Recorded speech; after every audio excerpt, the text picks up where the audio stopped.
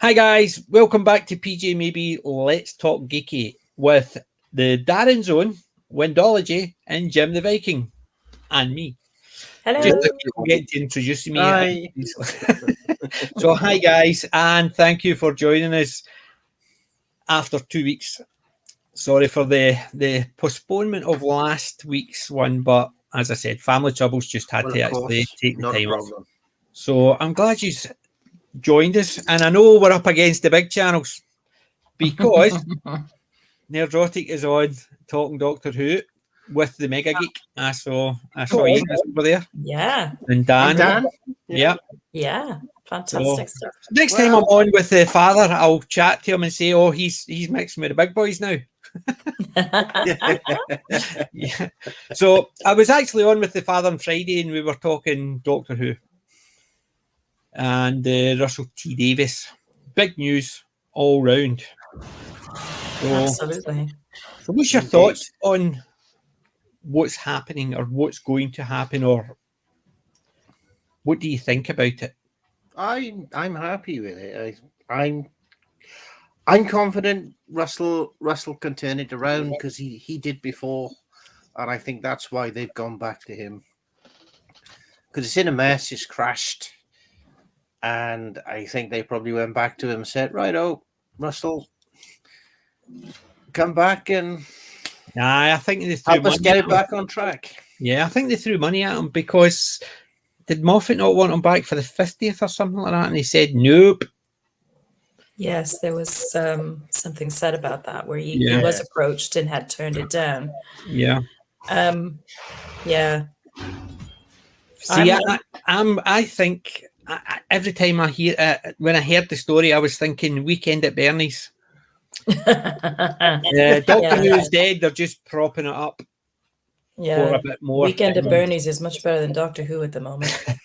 Weekend at Bernie's is super duper. I love both of them. Although the first one is a lot better, I must admit. But what's I think cause for optimism now is that they're moving it away from the BBC drama department over to BBC Studios, which is the commercial side. Mm-hmm.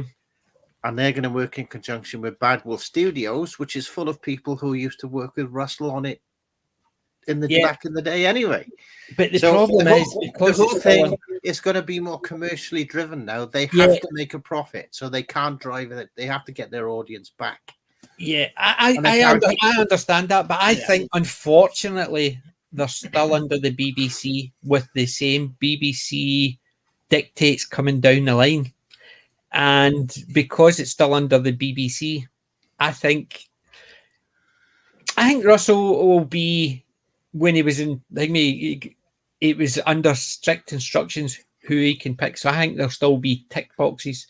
You are allowed to pick someone from this group, nobody else. So as long as it falls into these tick boxes, you'll be fine. That's my worry. I think it's because it's the BBC.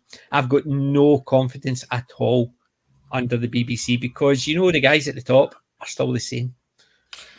The difference for me is, go ahead, babes. Well, I was just going to say, I think if Russell was coming back and they wanted him to come back, he's probably say, right, if you want me, I'm going to call the shots. Yeah, I'm hoping so. I do actually hope because, as you know me, I've only watched the Doctor, the new stuff once. I didn't even rewatch all my DVDs, but even my wife loves RTD and she loved that. It's a sin and stuff like that. So he's a very good showrunner. He's a good writer. He's good at what he does.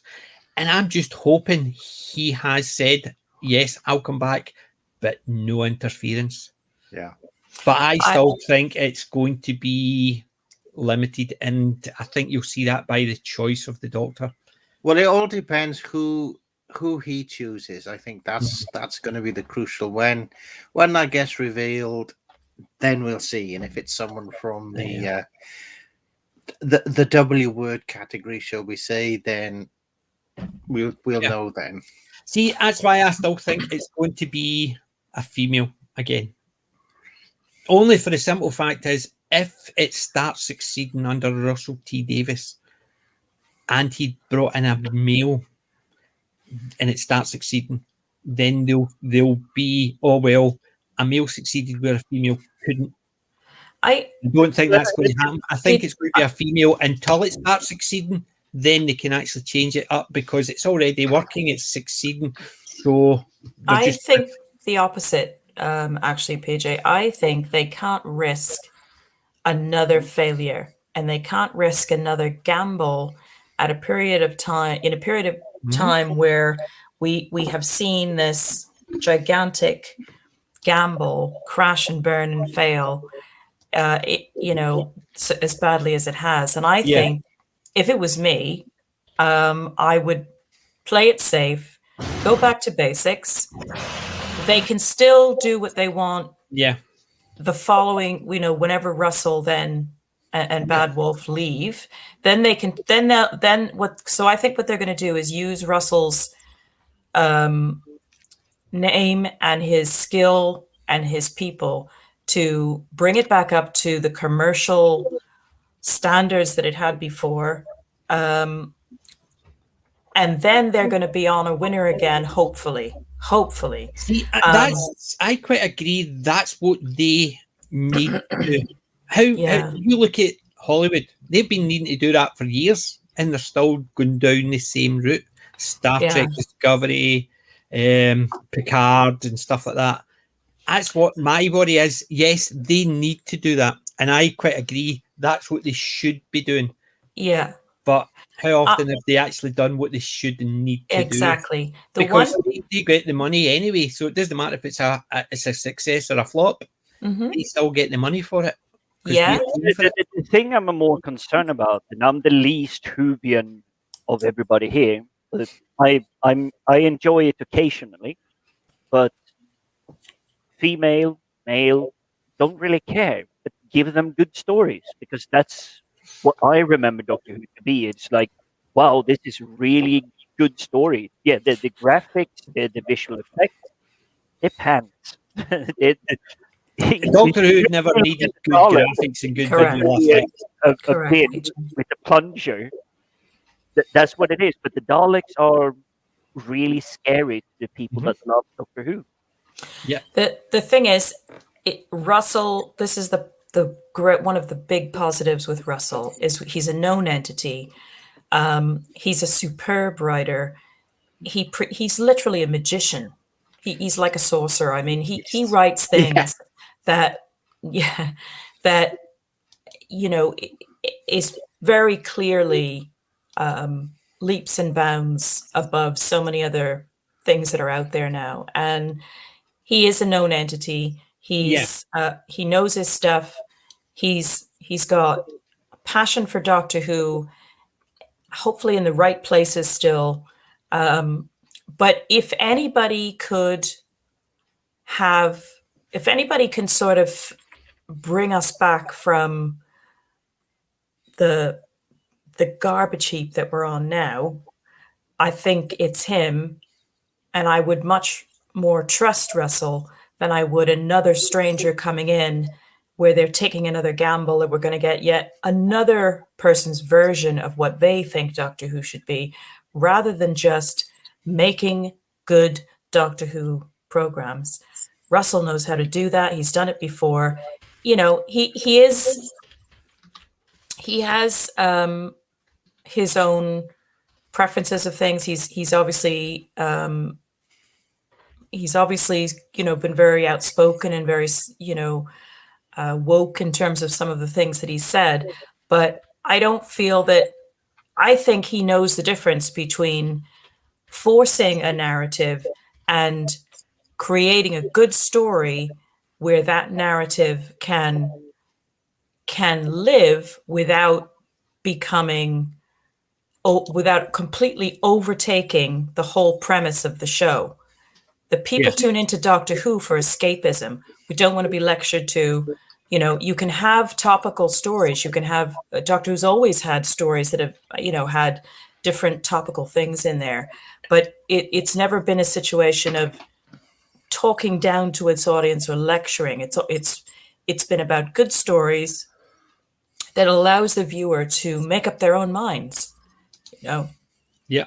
Yep. Sorry, my voice is That's going the big tonight. difference between Russell T Davies. Even I'm aware of it. The difference between him and Moffat and Chinballs is basically Moffat couldn't carry a story through to the end. It was a case of, here's a good idea. But what about that good idea? Oh, okay. Just left it. It didn't matter. He just he couldn't carry a story because you could have an arc which would fizzle. It wouldn't even actually complete. It would just sort of disappear. Chinballs can't actually write to save himself. And based on the ones that I remember him writing prior to this new one, because I've not seen this new one, I've just heard bad stories about it. But some of the other ones he did. Whereas Moffat can do individual stories very well. He just can't do an arc. Whereas Russell T Davies, even I remember the Bad Wolf stuff. And that was an arc throughout. You didn't even notice it was there until nearer the end. So he can do a story arc. He can do individual stuff. He's very good at what he does. So there is hope, but that hope just seems to be a case of, do we want to actually cheer because we don't know? Cautious optimism would be my operating place at the moment. I'm willing to give it a chance, see what it's like. Because it's Russell. I will be there, watch that first one, whatever he does, see what it's like. Yeah, I'm worried if it's not to my liking, then that's it. I'm worried it's going to go down the Luke Skywalker route. Because you look that. Oh, where they get all this great, they pull back all the fans and then they dash them, or do you think? No, it's the actual Luke Skywalker Mark Hamill route. Right, you look how he actually all the way through the movies, he looked as if it was a case of I can't be asked being here because the movie's crap and I had to actually justify it. And I said to him, this is not the look, and he still went ahead, but it was a great vision. And then nowadays, really, you're talking about the Force Awakens. Would you listen to actually anything Mark Hamill says now? You want to see Luke, but really, are you going to expect any different now? Because it's already been dashed. Even when the Mandalorian come back, as you said, it was such a big thing, and then it went away again, and it was a case of here you go, come in, bang, gone. And it's how many times do you get hyped up just to be dashed again? Yeah, and that's the problem. That's the one thing I'm worried about. Well, they completely blew it. They had Luke coming back in that wonderful moment where he lifts the hood and everybody goes berserk, and it was just it was so wonderful to see all that great energy come back into the veins of all those Star Wars fans, and we all sort of loved to see that.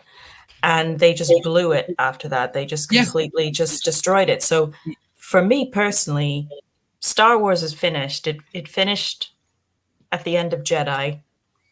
As far as the films go, I think I haven't really delved into a lot of the other media around Star Wars. The only other one that we quite enjoyed, the film, was I did enjoy Rogue One, and I know it's a little bit of a Marmite film for some people. But I saw Rogue One. The only part of Rogue One I didn't like was the fact that they did all the stuff and then handed the stuff to Princess Leia. So effectively, Star Wars was, well, actually, I didn't do it, but I'm going to take the credit. Here you go. Well, I did like Rogue One because it was an entertaining movie. Yeah, I followed the story about the background of the director for it, because he actually came through Sci-Fi London Festival, and is essentially you sign up for this. You have a mobile phone, you have a camera, you have a script, you have an idea or something, and if you sign up for it, they will give you 48 hours, and you basically get an envelope. We need these 3 or 4 items to be part of your story. He won that one. Then he went off and made King Kong, I believe, or something, and then he jumped to Rogue One. But He's a massive Star Wars fan, which is where I think it across the story, across everything. Unfortunately, it doesn't give Star Wars that much justice, but it did one thing for me. It brought back Darth Vader as the really terrifying, very like this is a dangerous person. Yeah. Do not get near this one. Do not fight. Do not engage. Yeah. Yeah.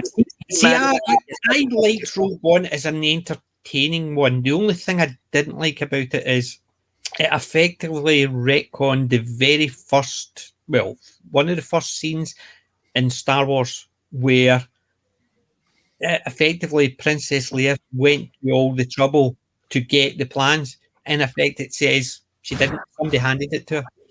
So she took credit. And it's basically, to me, that made Princess Leia less because of the way they retconned how the plans were given. To me, I preferred the ambiguity. You didn't know what she went through to get those plans. And effectively, it turned around nothing. She didn't do anything. She just got handed them.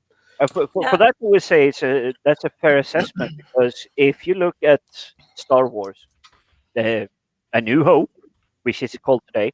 No, it's Star Wars. There is no such thing as it's 4, 5, 6. Wars, yes. I agree, but if you look at that, the first introduction to Leia, she's her ship is boarded, but she's actually fighting back. She's not like, oh, send 100 minions. No, she's actually shooting stormtroopers herself.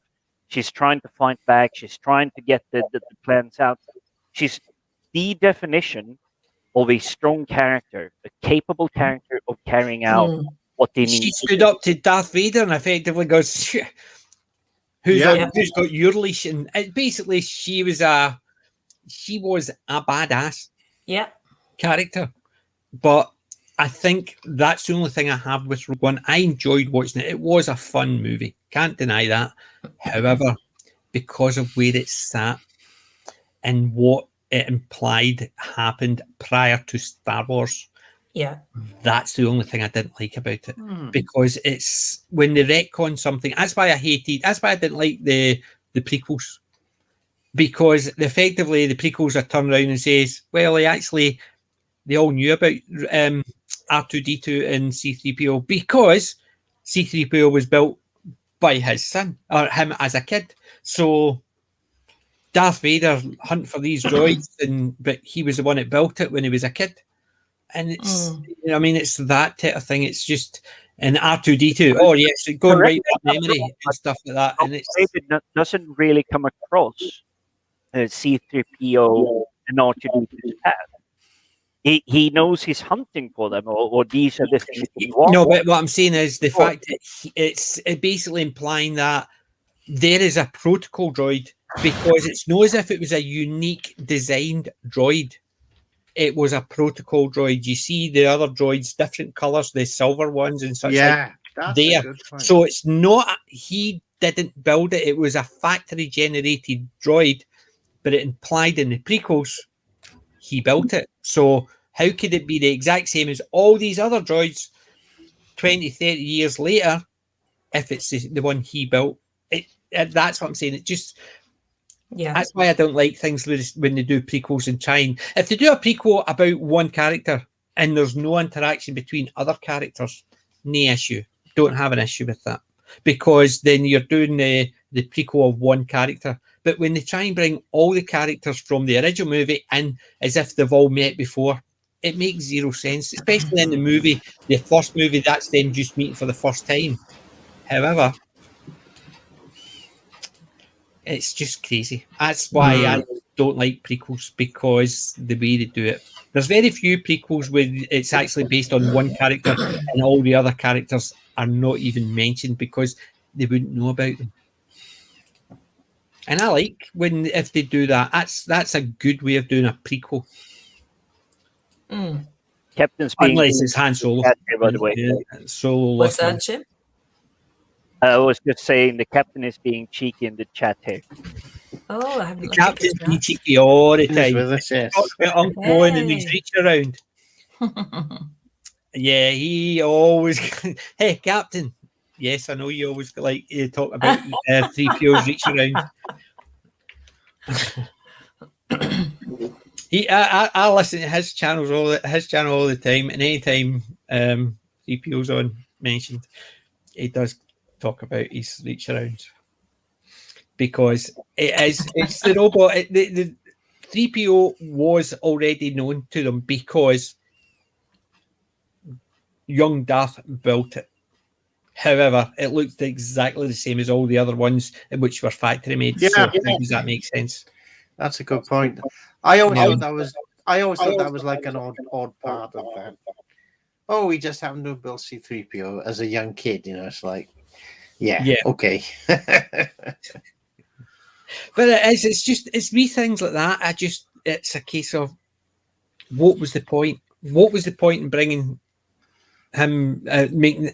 He could have built a robot. They could have had this stick figure thing that he was building, and it was like me, but it had nothing to do with C-3PO. Nothing. But they decided it had to be, and it made that type of thing. So he could have built a droid, no problem, and he just bought in the artificial intelligence for it, because otherwise it could be is he a designer or a computer, a programmer, because he would have had to design the artificial intelligence, whereas you would have just got one, maybe salvaged one and fixed it, and he's just built the shell around it, which is the engineer, no problem. You can get that. So a kid could actually learn how to build stuff, especially as when we were 5, we were probably more intelligent than our grandparents were when they were 5. Not intelligence wise, but technology wise. So we would have seen the technology and we would have actually been more used to it. So yes, 5 years and 500 years, a 5-year-old could build stuff that we would actually think is out of our bounds, just for the simple fact it's more commonplace and they grew up with it. I wouldn't even say that we were smarter than them.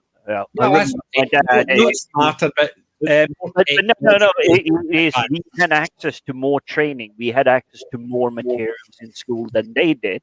But something my dad always managed to smack my head over my head is he could do trigonometry in his head, whereas I was sitting on like a calculator. It's like, oh crap, I mistyped that one.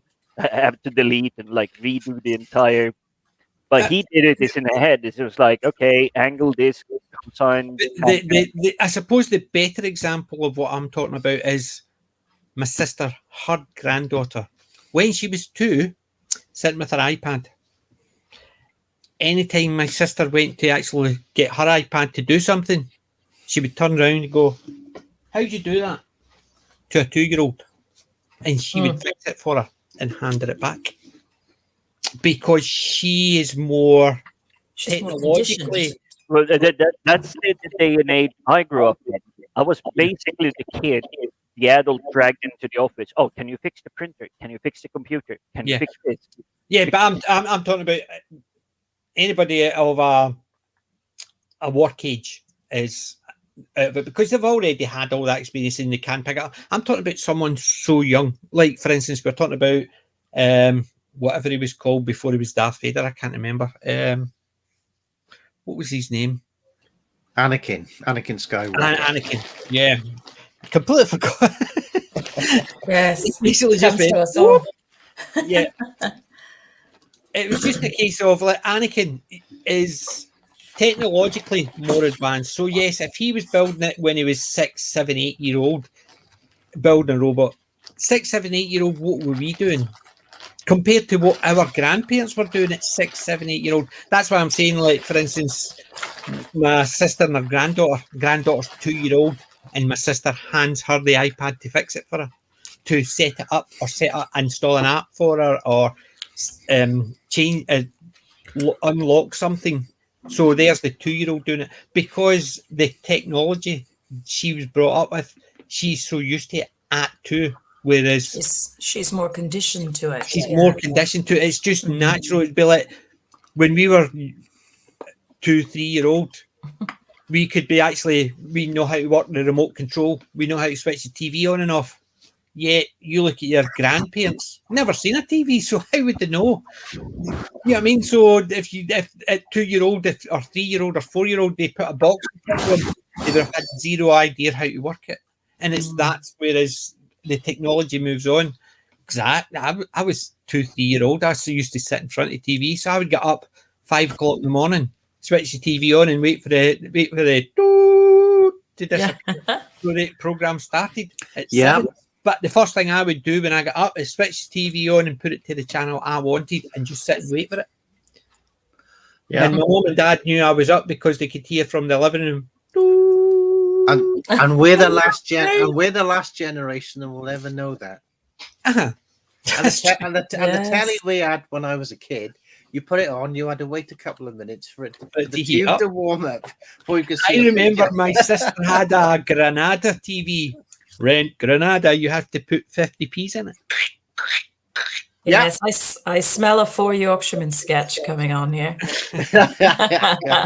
You had a telly. When I were a lad. When I were a lad, right?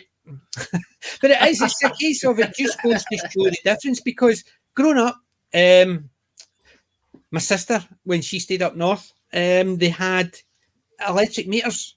So it wasn't they literally 50p in. That did them 2 days.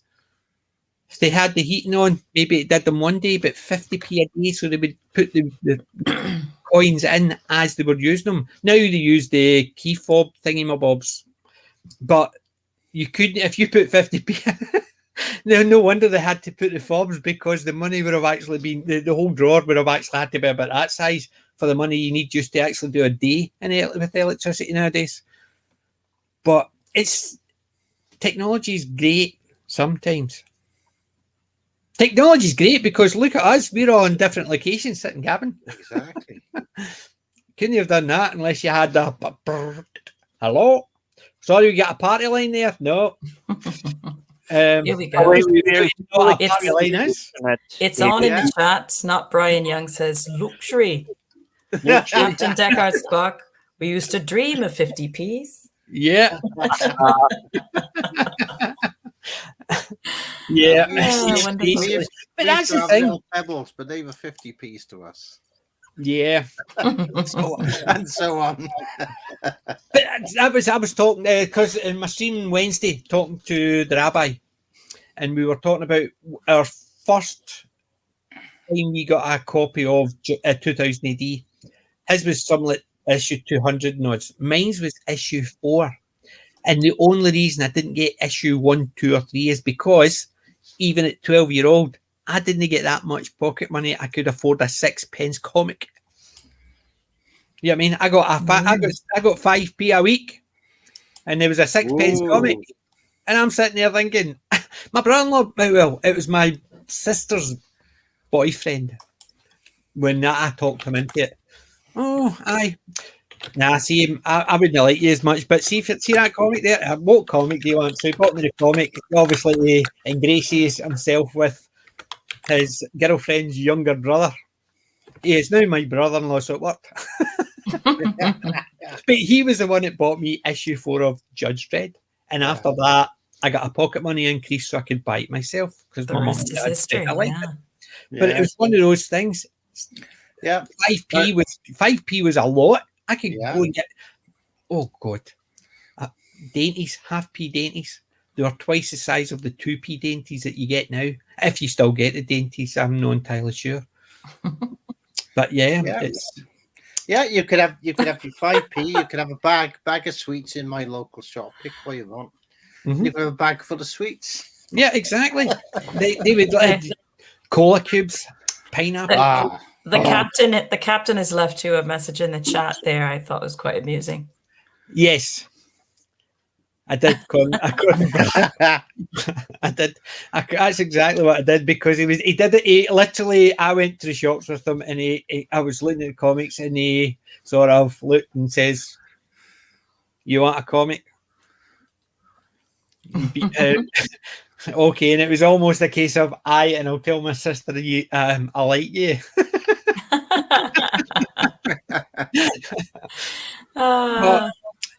That's one way to get your comics. It was one way to get my comics. My sister, My big sister was my best man at my second wedding. I love my big sister. That's wonderful. And basically, John and I have gone like house and fire for years and years and years and years. But it just goes to show something like that stuck with me. I know when I got it, I know what issue I got, and I know who bought me that first comic, which is one of the greatest comic series ever. So Yes. But it just goes to show me silly things. It's age changes things. Like nowadays, you imagine, say, a 5-year-old, or even say a 10-year-old. So I think I was 12 when 2000 AD came out. But even a 10 or 12-year-old, how much do you get for your pocket money a week? Do you think they're going to save 5 pence? They wouldn't even know what a 5 pence looks like. Put it on my card. Put it on my credit card. I'll get it from there. Yeah, I mean, it's a case of, I remember my kids said when they were growing up, so you're talking about, what, 30 years ago, when mine were 2 and 3, if I gave them 50p, they would look at it as if to say, is that all? It was not. Whereas I was sitting there thinking, 50p, I get 10 times more than I used to get, but it's no worth half as much. And it's crazy. It's just silly, but it's ages as we move forward, how much things change, how much we have to adjust to the change. But younger people are a lot easier because they grow up with it. They don't notice it. And that's the part with the Anakin with the droid, which I started a way back then and coming forward to the same point. Is the Anakin building a droid? Yes, I can imagine a 7-8-year-old building a droid because technology is just something he grew up around and stuff like that. However, he was meant to be a bit of a genius, so even at that. But why did it have to be C-3PO? That's the thing. And that's the thing that annoys me. That's why I don't like prequels.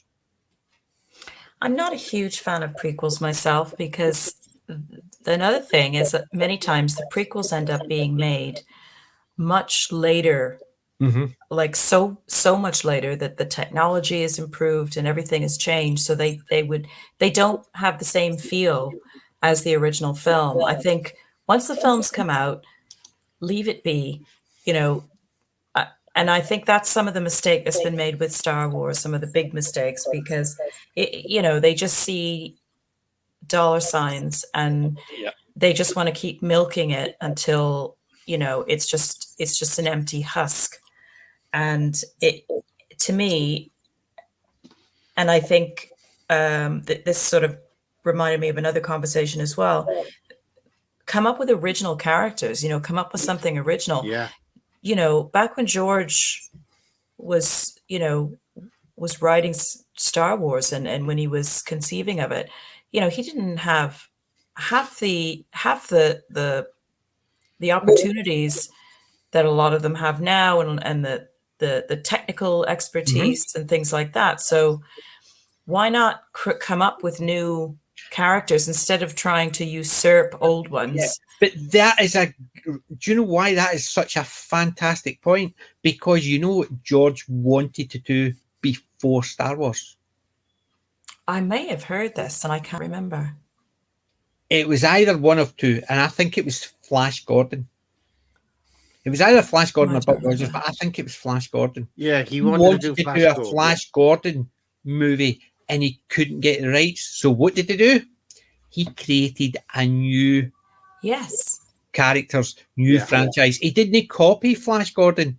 He might have used it as inspiration initially, but he created Han Solo, Luke Skywalker, Darth Vader, Princess Leia, C-3PO, and R2-D2. Even 2 Robots, one that doesn't even speak, and they were all iconic new characters.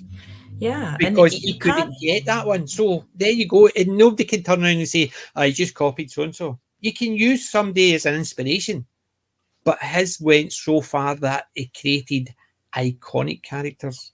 Yeah, commercialism overtook creativity, it seems. And it was easier to just keep milking something that, that was already successful and the mistakes that are being made are looking at this this hugely successful thing and thinking, oh, we can make megabucks here. We can just crank out, all these different offshoots of it without remembering why the original was so popular in the first place. There's only so many times you can keep sort of drawing down out of that bank account before the funds start running out, and then they're standing around going, gee, why isn't this stuff selling? Why isn't it? Well, because there's no soul in it. There's no you've completely forgotten. The Disney Star Wars actually just proves that, because they got Star Wars, and what did they do? First movie in the three was, not including Rogue One, the first movie in the three was effectively a copy of Star Wars and Return of the Empire Strikes Back. They effectively just mashed the two movies and just made a movie, and everybody's meant to go, oh, that was such a good new movie. Yeah. No, it was just a rehash of the old movies, and all they did was they says, right, see these words my brain used to have had, you no idea. I'm telling you, I'm actually getting to the part I'm old, and Death Star. That was the word I was looking for. Look, they had a Death Star. We want one bigger. But does it make sense? No, but we want one. Okay, the Empire's destroyed. That's okay, just recreate it. But what's the explanation? Doesn't matter. Just recreate it. And that's the point. They say, well, they had it in the old movie, we'll have it in the new movie. Just bigger and better. Makes zero sense. You could get a bigger and better Darth Vader, and Kylo Ren was certainly no Darth Vader. Oh, it was embarrassing. To me, I but the problem is, he was a child of his age. I want, and I'm not going to do anything until you do it. I'm going to scratch and scream and that's basically what it was. It was like a kid. I mean, the only scene that we both had a good chuckle at, and by no means redeems the film for us, but there was one scene with Kylo where he just has an absolute tantrum and he wrecks this control room or wherever he is. Yeah. And these two stormtroopers happen to be walking by the door, and they're just like, oh shit, I think I'll just turn around now and go back the other way. And the comedy of that scene was really very good. Do you know what reminded me? That scene reminded me of, did you ever see the parody Cops one for the Stormtroopers? They did a parody of Cops. Yes, I remember that. Yeah, that's what that reminded me of. I could just imagine, because there was the one in Cops where they were just, the two of them were walking down in the distance, and it's almost like they'd left their mics on. They were just talking about what they were going to do that night. It just reminded me of that part of that scene. It just, when I saw it, it just reminded me of the parody Cops, and I thought, yeah, Spaceballs up all you want, because that's the only way it's going to be interesting, because the characters aren't.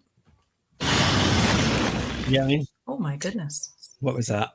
Who was that? Was that sounded like we were we were getting an alien transmission then. Yeah. They're coming to take me home. Yeah. Which one of us though? All of us. I hope it was I was on mute, so it shouldn't have had any background noise. Yeah. So the reason we started talking Star Wars is because Russell T Davies is back. Makes sense. It does make sense. It's logical if you follow the path. Yeah. But the thing is, as we've said, they've taken a franchise and they've screwed it over. No matter how well people actually say, oh, so-and-so's really good, she knows all about it, she worked with that person. Is Russell T Davies going to be a case of, we know he's good, there's no denying it? I've never watched it, but my wife loved It's a Sin. She actually watched it again during her recuperation. Yeah, we haven't had a chance to watch that yet, but we did watch Years and Years, which was absolutely... Well, she enjoyed that as well, but she said that is one of the best shows she's ever seen. Yeah. She's normally not one for rewatching stuff. I got her the DVD of The C Word. Sheridan Smith. It's about a cancer, someone with cancer. So she loved it, and I got the DVD, and since she's got the DVD, she's only watched it once, and I got her the DVD about 4 years ago. So she's no one for rewatching stuff, and she loved it that much. She's watched it twice since it's been on. That's saying something, yeah. And she thinks she keeps on saying it's one of the best things she's ever seen. It sounds a sort of a fluffy term, but Russell, he is a sorcerer. He is a sorcerer. He is one of those very rare souls who has an incredible gift at creating these programs and shows that involve you on a level that so many others can't seem to quite reach. He is. I don't have the technical knowledge to be able to speak to why it all works so well, but it does. It does. It just does. And it seems like anything he touches, he improves and he just creates fantastic things. So if anybody was going to try to recover the Doctor Who IP, in my mind, I can't think of anyone that I would trust more than I would trust Russell. And saying that, we're in a different time than when Doctor Who first came back. A lot has changed. A lot of political elements have really come to the fore. But if anybody could even weave that into good stories and cultivate and have good people around him, I think it is Russell.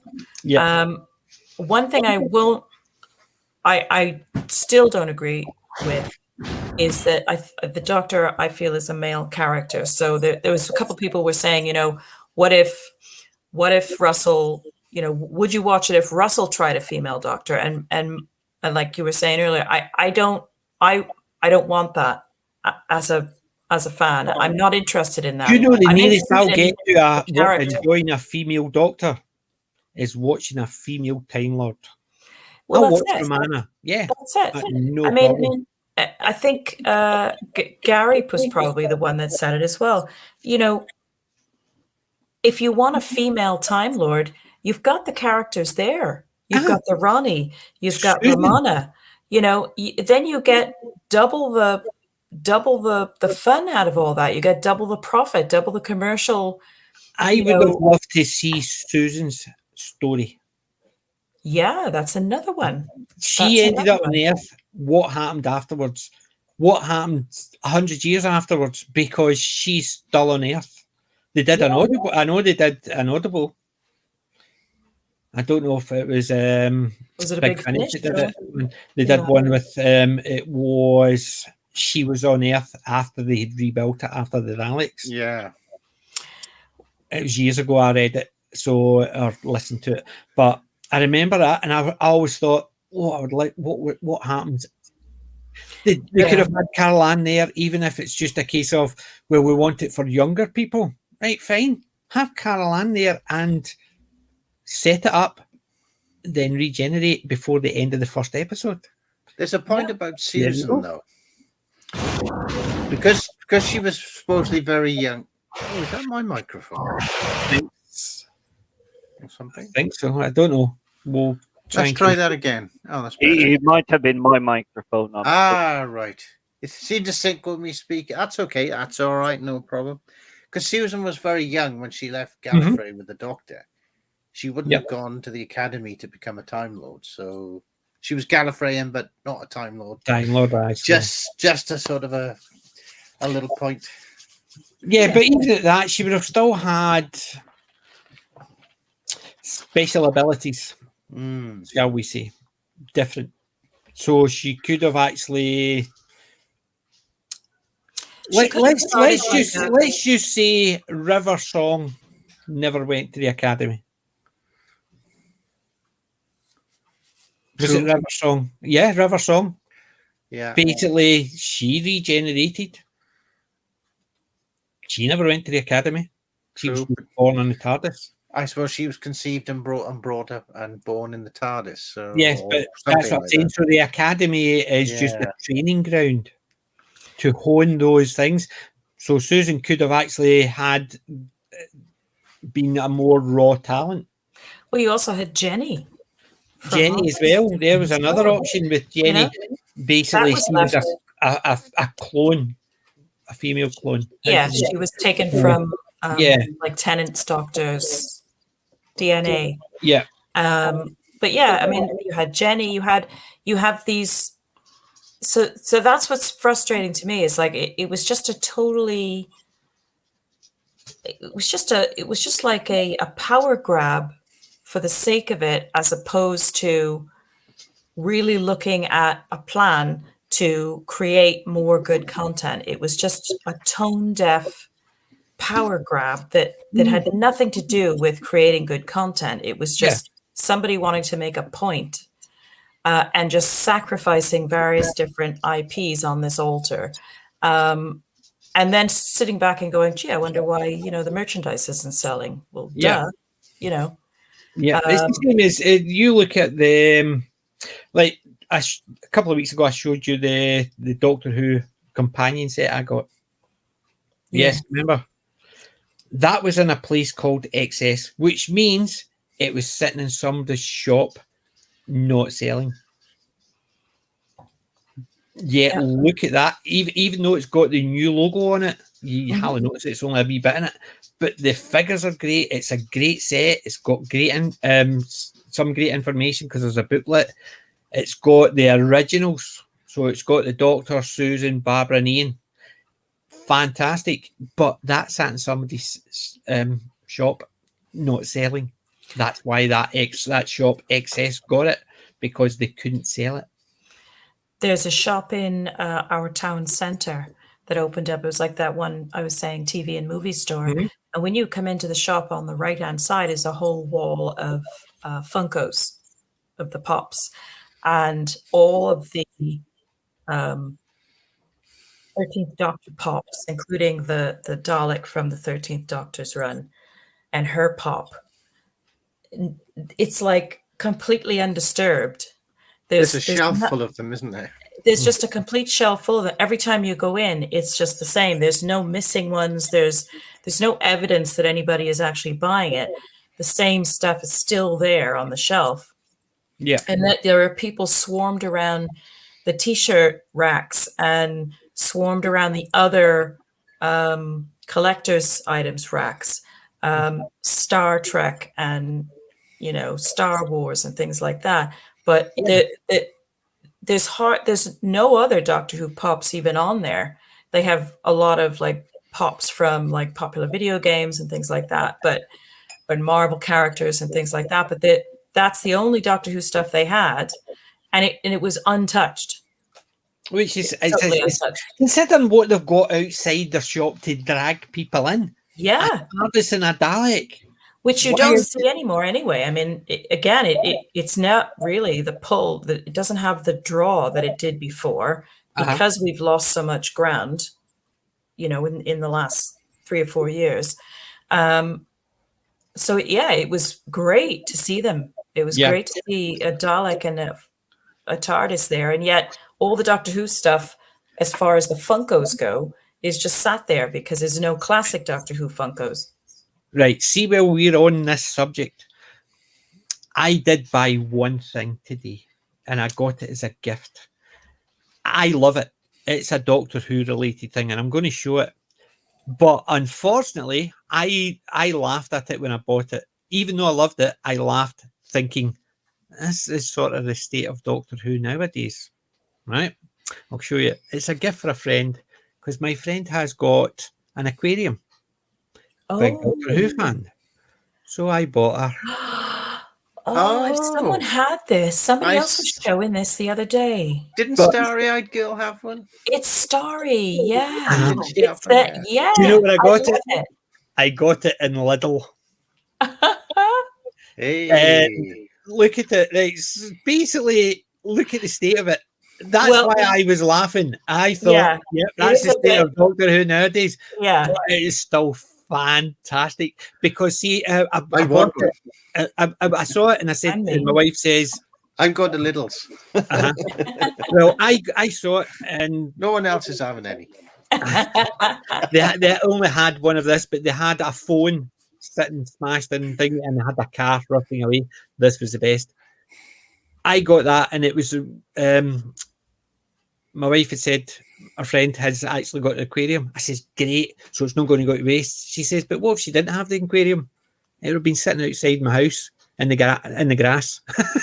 Yeah, well, it's still cool. I'd still put it up. Yeah. The rain's not going to destroy it. But look, but to me, that's why I was laughing, because to me, there's the state of current Doctor Who.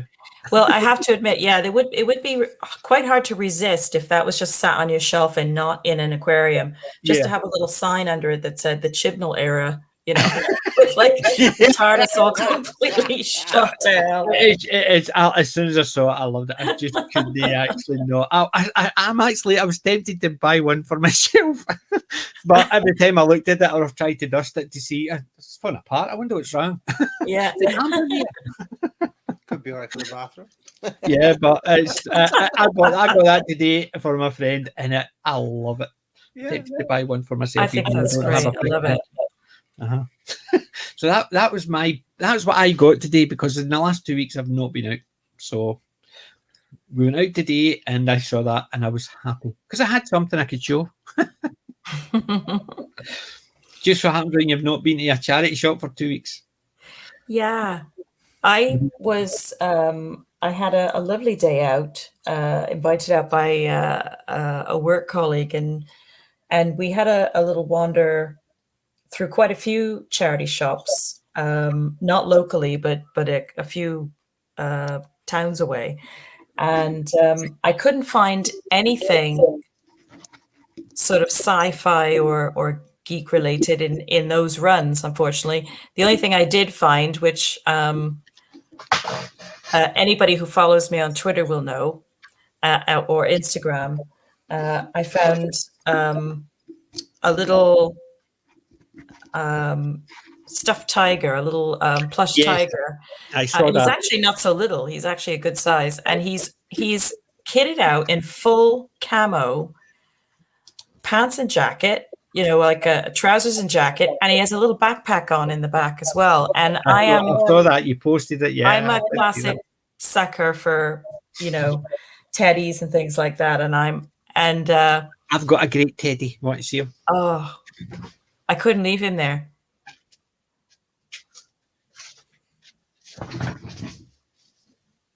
Oh, Spider Bear. Yep, because they originally had the Harley Davidson biker jacket on with the sunglasses. I've got them sitting in my cabinet. So I have. So he's got his biker outfit for when he's doing his Peter. Oh, that's great. But yeah, my daughter got me that for my 50th, and that was a Christmas present. That could look after me sometimes when they're talking to me. That's lovely. Yeah, I do like a teddy here and there. It's basically you can't beat a good teddy. Yeah, but yeah, I think other than that, every time we've been in town, haven't we, babes? It's been like a mad rush to get things done, and we just haven't had a lot of time really to have a. Yeah, we had a busy day today, so we just had a speed run around Asda, come round. Got ourselves some chips for tea and back on the bus. Well, we were lucky. My mother-in-law made it as a stew, and it was delicious because my wife's not being told not to do too much. So my mother-in-law made it, and she brought it up because I can heat up things, can I cook things? You okay there, buddy? Hello. Who's this now? This is Buddy. Buddy, hey buddy. They got a haircut. They were meant to have a haircut. They were meant to have a haircut 2 weeks ago, but it had to get put off. Oh, and I managed to get their haircut. Hi, buddy. Look at his ears. Hi, buddy. Hiya. Buddy. I'm talking to you, bud. Hello. He's like a little living teddy Sorry, bear. sorry. The other one's actually realised he's getting. Oh, this. Yeah, the other one's jealous now. I can hear him complaining. Oh, now you're good. Double trouble. Double trouble. You're no kidding. Right, you give me some peace and quiet. Whoops, don't fall off the couch. You need to get some like little Chewy, like the sort of sash that Chewy wears. You know, there is, I believe it or not, a Westphalian 2 doors up called Chewy. Big brown dog, and he literally he's called Chewy. And he's just got a big thing. But yeah, I've actually, Buddy's got a red shirt, a Star Trek red shirt. Oh, not a red shirt. Oh, yes. no. The thing is, the shirts they're tiny, but they cost £30, and I want to get 4 of them because you can get all 4. Because I've got Buddy and Benji. My sister's got their mum and dad, Buster and Bella. So all these, yeah, just to like. But I've got the red shirt. You can get the blue shirt and the gold shirt, but you can also get a Hura shirt as well. So it's a wee skirt. And I want to get that for Bella. I want to get that for Bella. I want to get Buster, basically the captains, and I want to get Benji, the science officer. Oh, you need to put pics up when you get those, definitely. Because they're £30 each, it's one of those ones when I've got another 90 quid to spend on the dogs. Where no Yorkie has gone before. Yes, exactly. Because I've got a picture of Buddy, let's just sit with his outfit on, and I want one of the 4 of them. That would just be so cool. Oh, a landing party. I'll be out there with CGI, putting on the phasers and putting on the comms. But yeah, definitely one of these days I'm going to get them for the Christmas. It's fun. It is. It's a dream. What can you say? My dream is to have a Yorkie landing party. Superb. You would need to do, well, if you're going to do that, then you need to do the whole calendar. You need to have a different episode scene reenacted. You need to have the city on the edge of forever. All Yorkies. The thing is, would that work with the city as the edge of forever? Whoop. Because I've got one of these big circular lights. Oh, the Guardian of Forever. Yeah. So instead of actually having the stone one, I would have the light that could just jump through. Yeah, that would work. And yeah, you might be up, you might get some sales there, get a calendar together. Yeah. And you could also get you with your shirt off in. He's looking at me as if I'm nuts. But then again, I think most people are looking at me as if I'm nuts at the moment. Well, we're all used to that one. But yeah. So that's my plans for definitely what to do in the next year. So I will eventually get the other shirts just so I can get the pictures. I've been wanting to do it for about a year, but I've just not had the cash. You have one of your videos you put up there. There's the Batman. Yes, the two costumes as well, and you have the Biff Pow. Yeah, I edited that in, and it was one of the parts I got them perfectly. It just seemed to flow. I got a copyright strike in that, so I had to take it down, and I put in the "I'm Batman," tried to break it up. Made no difference. I still got a copyright claim. Didn't get a strike. I got a claim. Well, a bunch of party poopers. I know. It was for fun. On Twitter, it's not a problem. It's up in the issues, but YouTube, I'd put it up initially, got the claim, and then what I did was I spliced in "I'm Batman, I'm Batman." Didn't sound well. It didn't actually go at all, but tried it and it didn't work. So I still got a copyright claim on it because it's the classic Batman theme tune. So I can understand why. Yeah, if it's it was for parody, so it was for parody. But yeah, the two of them they've got their different. I'm no one that actually just gets them all the same jumpers all the time, but they've got loads of the same jumpers all the time. The only difference is Buddy's got a Star Trek security and Benji's got a black security jumper. It does say security on it, so I've got a picture of the two of them actually. My wife's sitting eating a biscuit and the two of them are sitting like that. One with the red shirt, Oh, and one wow. with the security. It looks as if they're guarding the biscuit. But yeah, it's sad. But I'm okay with it. My boys actually are in here. My wife's actually no well, so in the living room, the two boys are here. Yeah, they're hanging out with Dad. Do you know why? His dad's got treats. Dad's got treats. Yeah, of course. Yeah. They're not I've even got fools. my two boys actually well trained, haven't I, son? Right, pretend you like it. Here, Benj. You take that. You eat anything. He'll eat actually the packet if you can get away with it. Benji's the grubber. He's literally about 1.5. He's about a half again the size of Buddy, and Buddy is twice the size of his mum. Wow. So I sort of, somebody says I overfeed them. They're not fat, they're just bigger. Yeah. So I'm okay with that. Yeah, well, as long as they're healthy, that's the most important thing. Yeah. Although Benji is a wee bit fat. I'm not fat, I'm just big boned. Yeah, exactly. I'm not fat, I'm just under tall. For my weight, I should be 7'2". So I look at it. But then again, I'm actually not bald. I'm just actually too tall for my hairline. Yeah. Yeah. I grew through it. We were watching something quite cool earlier. I don't know, babes, if you want to mention that. Oh. What we were just watching before we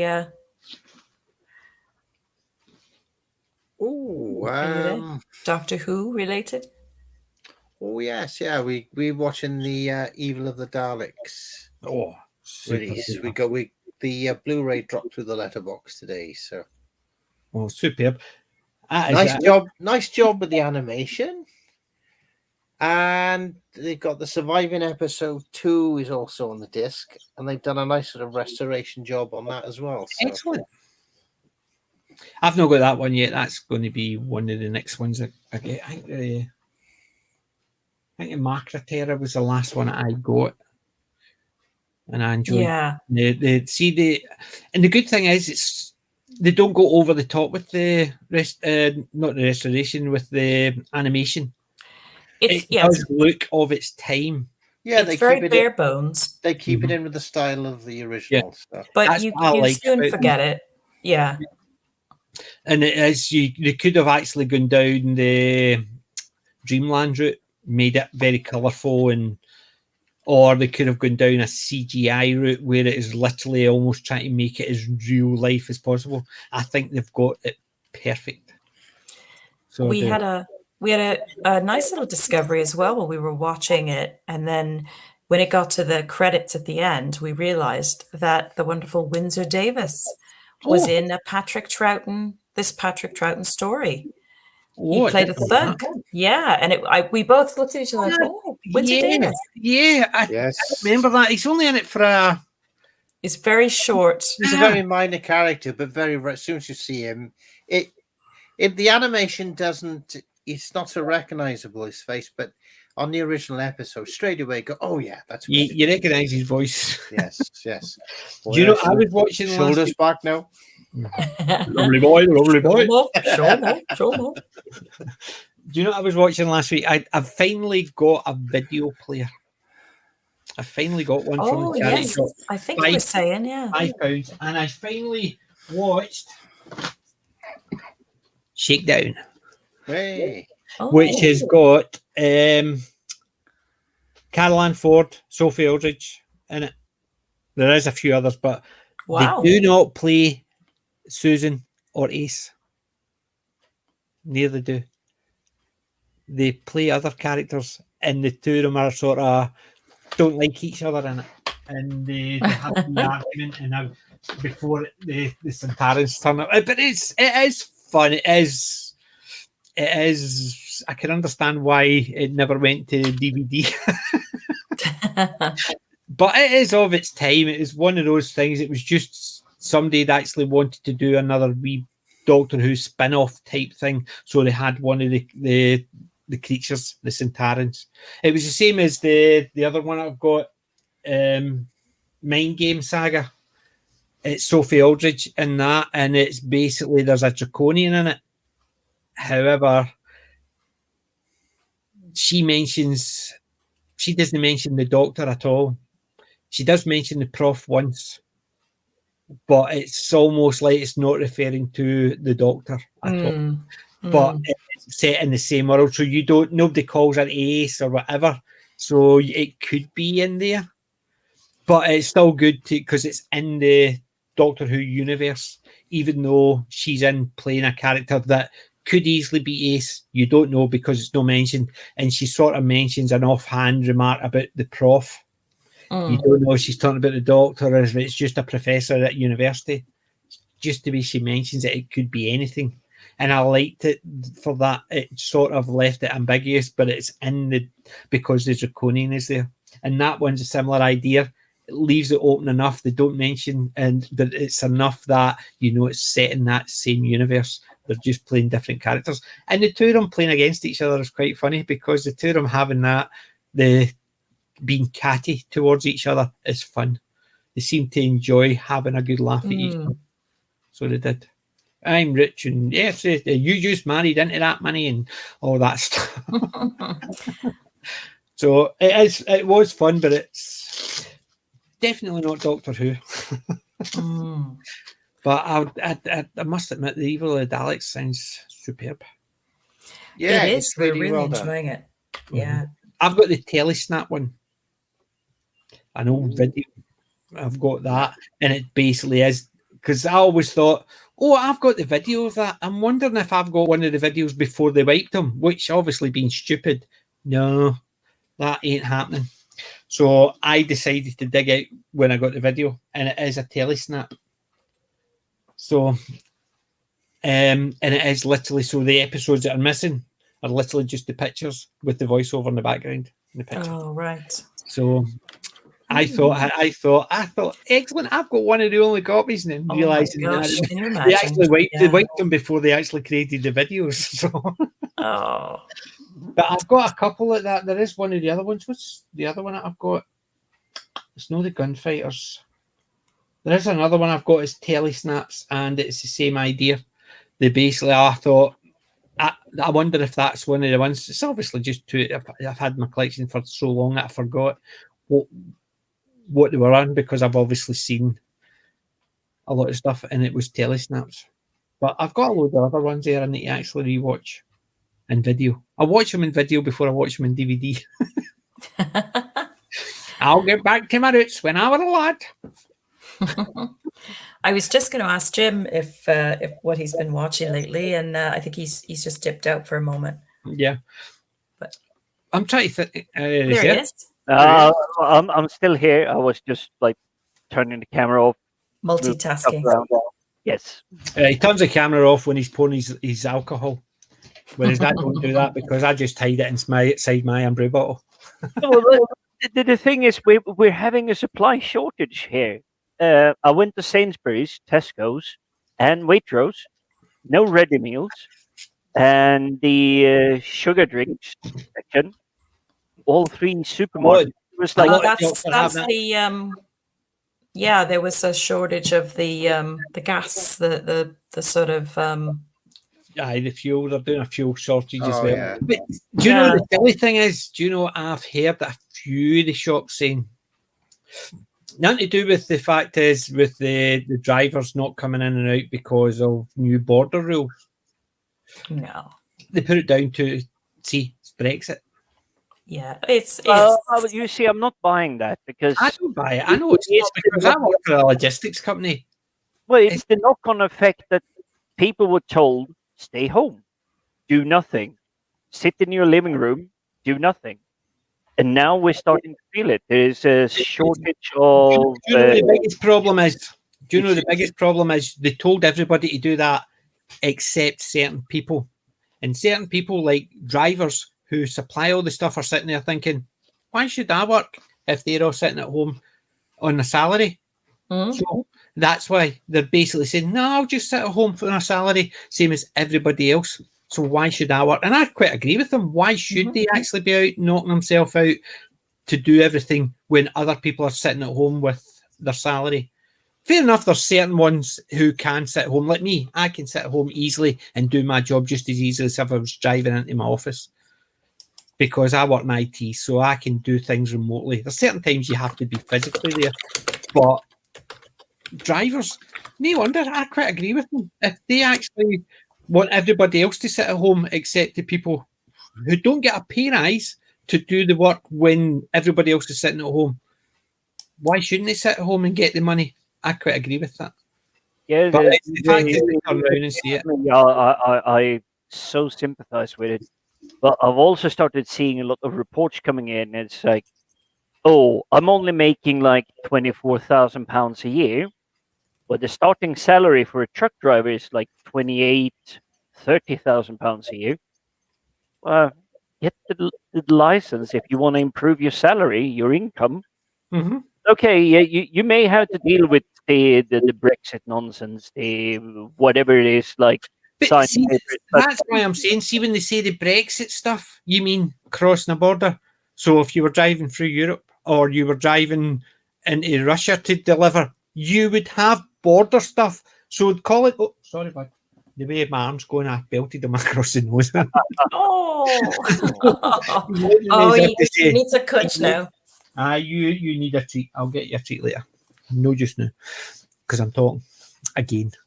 But it's the fact is, they have to cross borders and they have to do paperwork for the borders, but they're acting as if, oh, Brexit's that's changed the game. You mean crossing borders has changed the game? They've still had to do a lot of paperwork and stuff like that. The only difference is there's certain things they didn't need to do, but they've been warned 5-6 years in advance.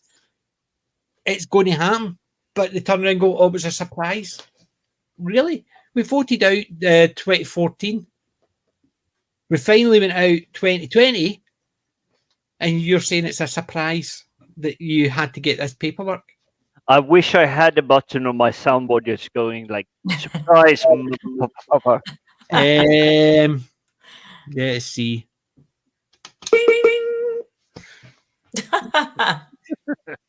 Surprise! I need to get a light to go boom at the same time. What I don't understand is there are people doing really critical, important stuff. They're restocking shelves in the supermarket and everything, and they go, it's like, oh, I'm happy, £14,000 a year.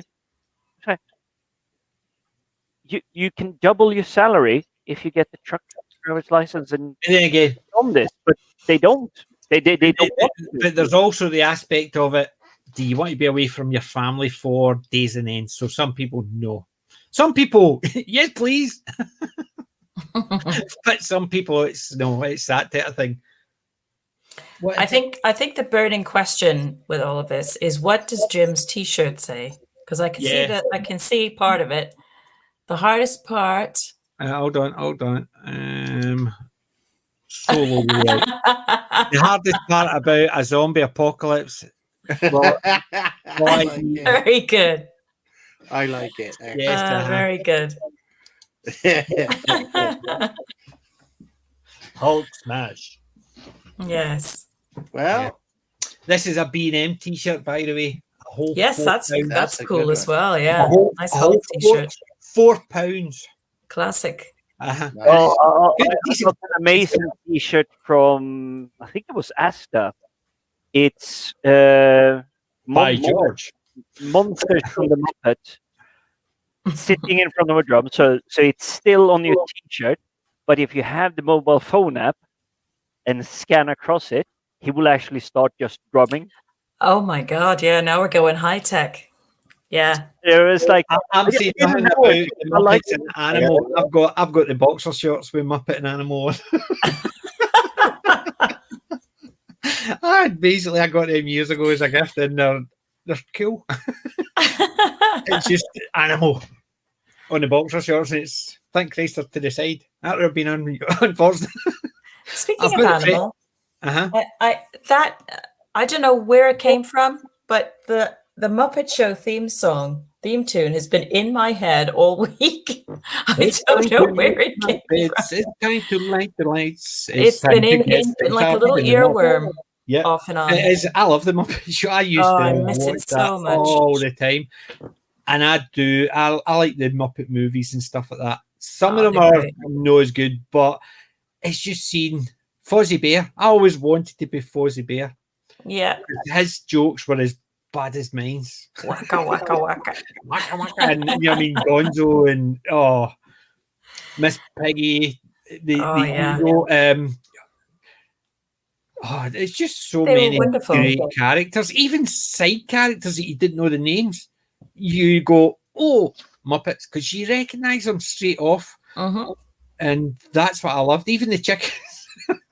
Yeah, Gonzo's chickens and stuff like that. Beaker. the chickens were great. Yeah, Dr. Bunsen Burner and Beaker. The Swedish says, birthday. Yeah. I mean, I just loved all them. They were just absolutely superb characters. Darren and I were in the what's it called? It was the museum down in Cardiff. The Doctor wasn't the Doctor Who one. No, it was like a proper sort of history museum in Cardiff, and the National Museum of Wales. There we go. And we were walking through this one bit, and it was talking about the Beaker people. You know, I'm sorry, and it's all very austere and very, very quiet and posh. They're all getting their hair dead skin going beep, beep, beep, beep. And we both looked at each other, and we were just like, and see, when we were down in Cardiff, I think I know what you're talking about, because when we went down to Cardiff, we went to the Doctor Who experience, and I think we actually walked through the museum as well. Yeah. Just when you mentioned the Beaker people, I'm sitting there thinking, I sort of remember, but I never put that together. But as soon as after they mentioned Muppets and then the Beaker people, we had a good giggle at that, and we were like, "Oh, we better not giggle too loud because we'll probably get thrown out of the museum." You just have that vision of them all with ginger hair, dead skinny, going. You can't unsee it. Once your brain goes there, it's like, yep, that's it. The Beaker people. Oh, definitely. It's just the idea of that. Just anybody of a certain generation will instantly go there. Yeah. Do you know a movie I loved from Jim Henson, The Dark Crystal?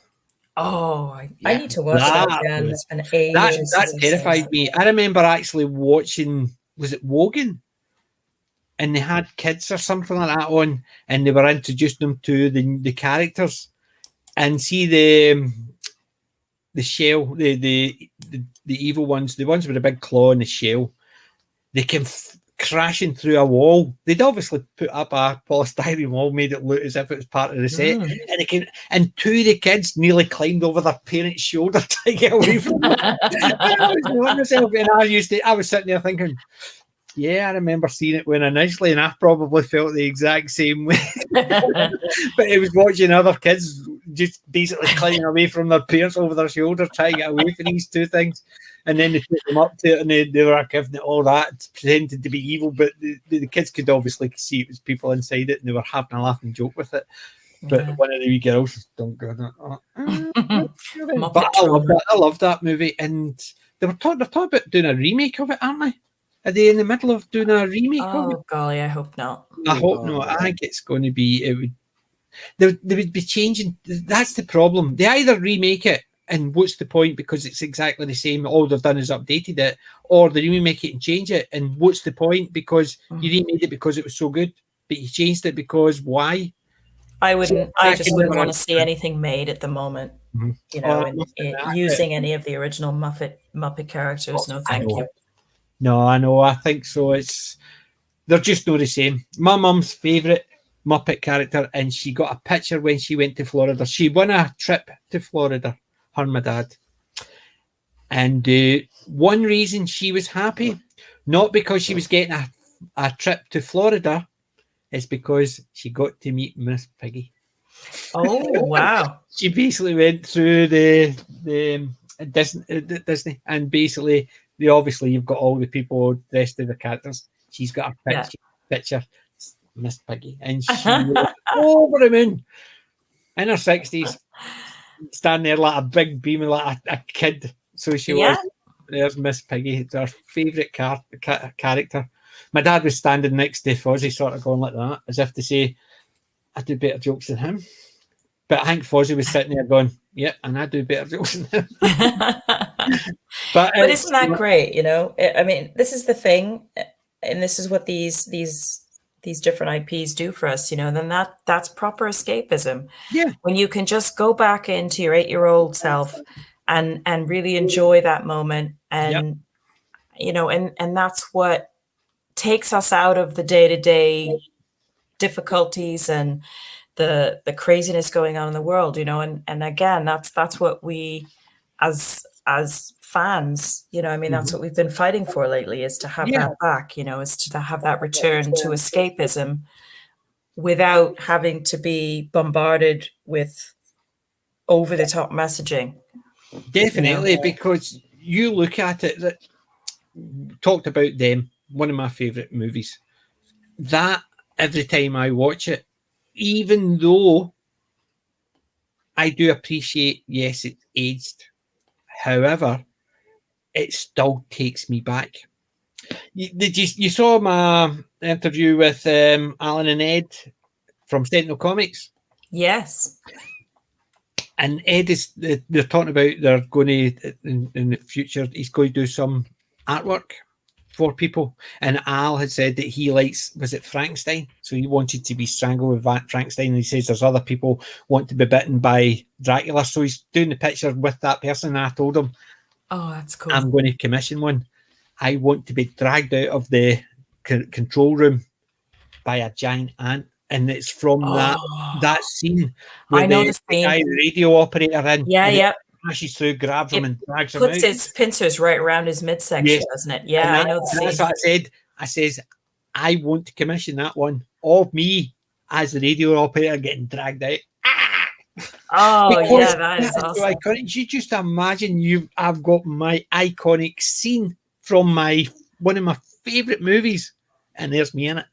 I want that one. I'm commissioning that one. That's definitely, that's what I said to him. And oh yes, considering the artwork in the comics, I think it will be superb. Even with my ugly mug in it, but it'll still be superb. But I'm trying to think what I've watched, because over the last couple of weeks, obviously I've hardly been on the computer, and the only things I've watched, believe it or not, Shakedown and both Judge Dredd movies. Oh, wow. Because obviously when I was speaking to the rabbi, I basically rewatched them, read some of my comics and bits and bobs, watched Judge Minty. And I suppose that's because I've actually been rewatching all that. Let's see. Do you know what I forgot to do earlier on, which is a pain in the bum? Because I forgot to do our intro. So I did. Remember this intro, ladies and gents?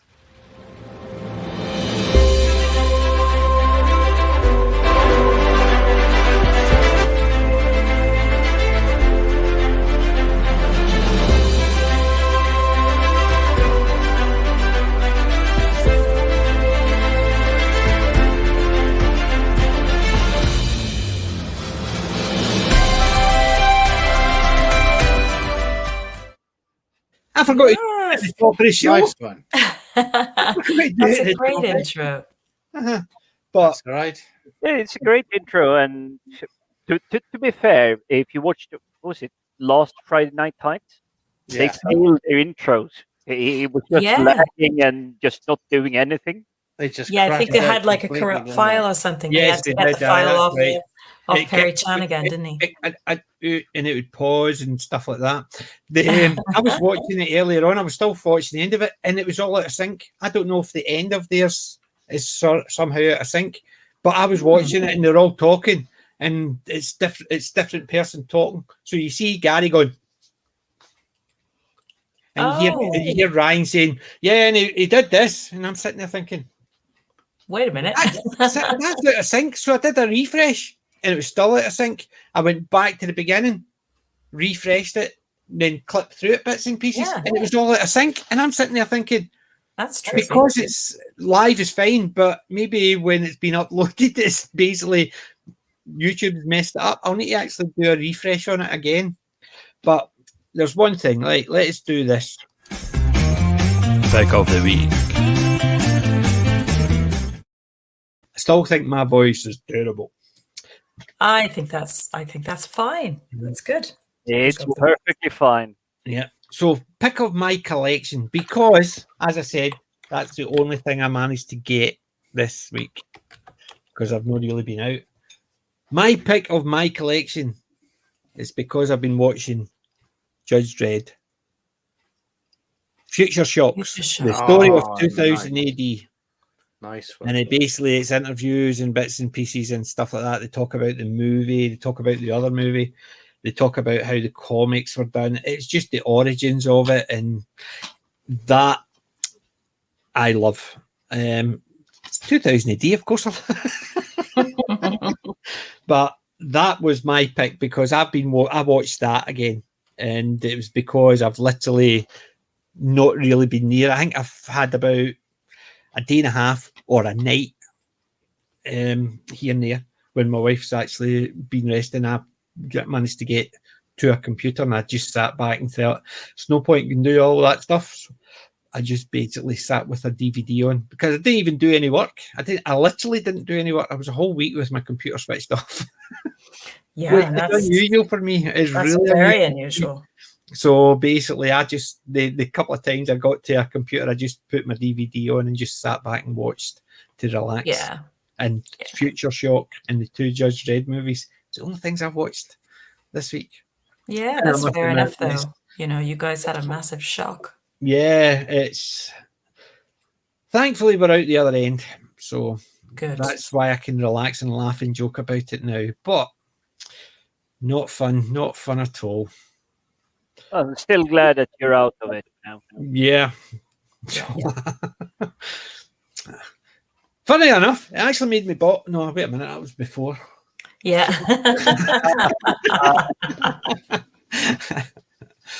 But yeah, I'm actually glad about it. Basically, anytime I managed to relax, it was a lot less time on. So I did actually manage to read a lot more comics because I was sitting through, rather than sitting in my man cave, I was sitting through with my wife and I had my comics. So I was reading more. So it was a bit better in that respect. I was literally got a chance to catch up halfway through the Wheel of Time book 1 because I want to read that before I watched the first episode of the Wheel of Time. I don't like the idea of it. Don't. The big problem is I'm under NDA, so I can't say, but just don't. Have you seen the original Wheel of Time? Yes, you shared the link with me, and that is amazing. That is from the very first. That is the intro to the first book, and they did it very well, considering you only had 2 people in it. Yeah, it's the introduction to the madness of Arthur Hawkwing. The king called Arthur Hawkwing. Yeah, it's the introduction, and it's when he's breaking down.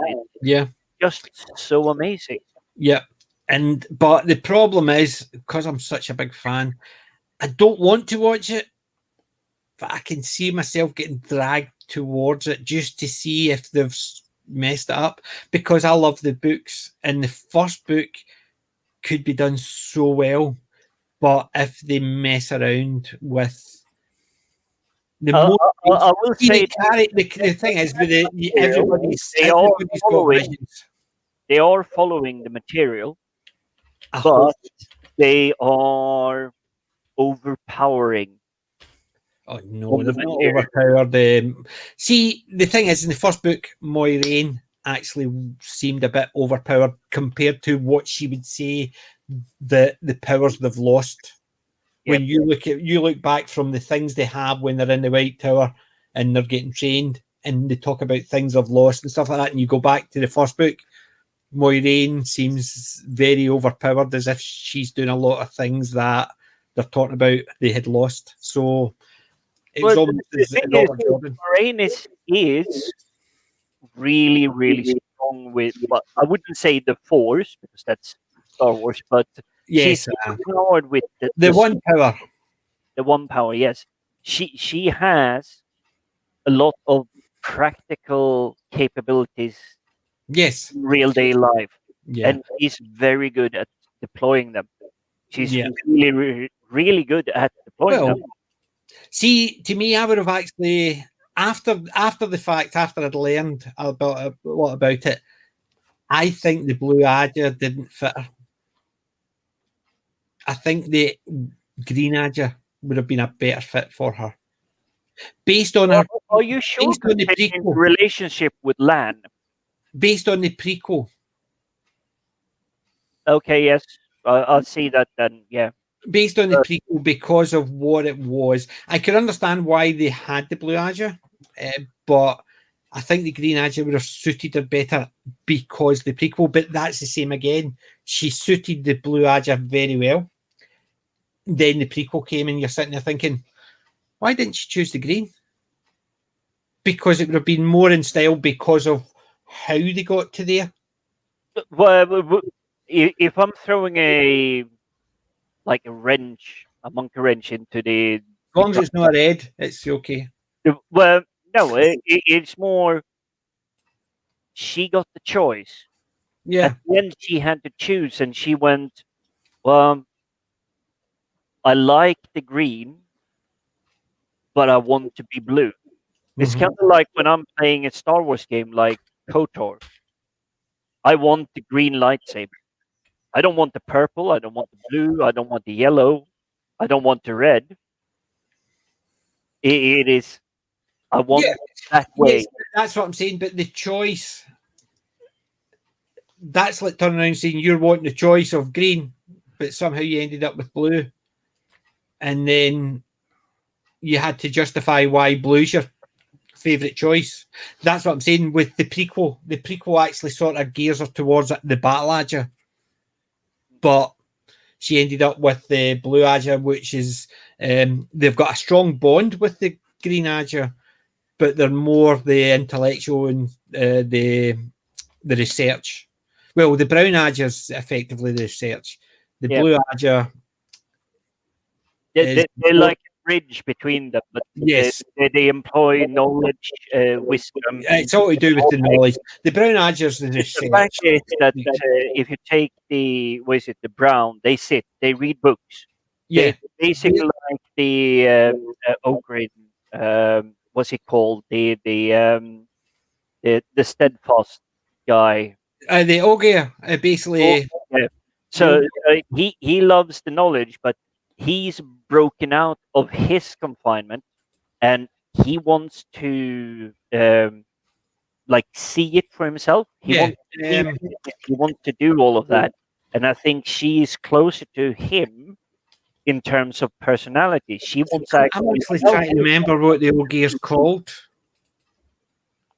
Oh, L'Oreal, yes. But he's one of my sidekicks. He is a great character.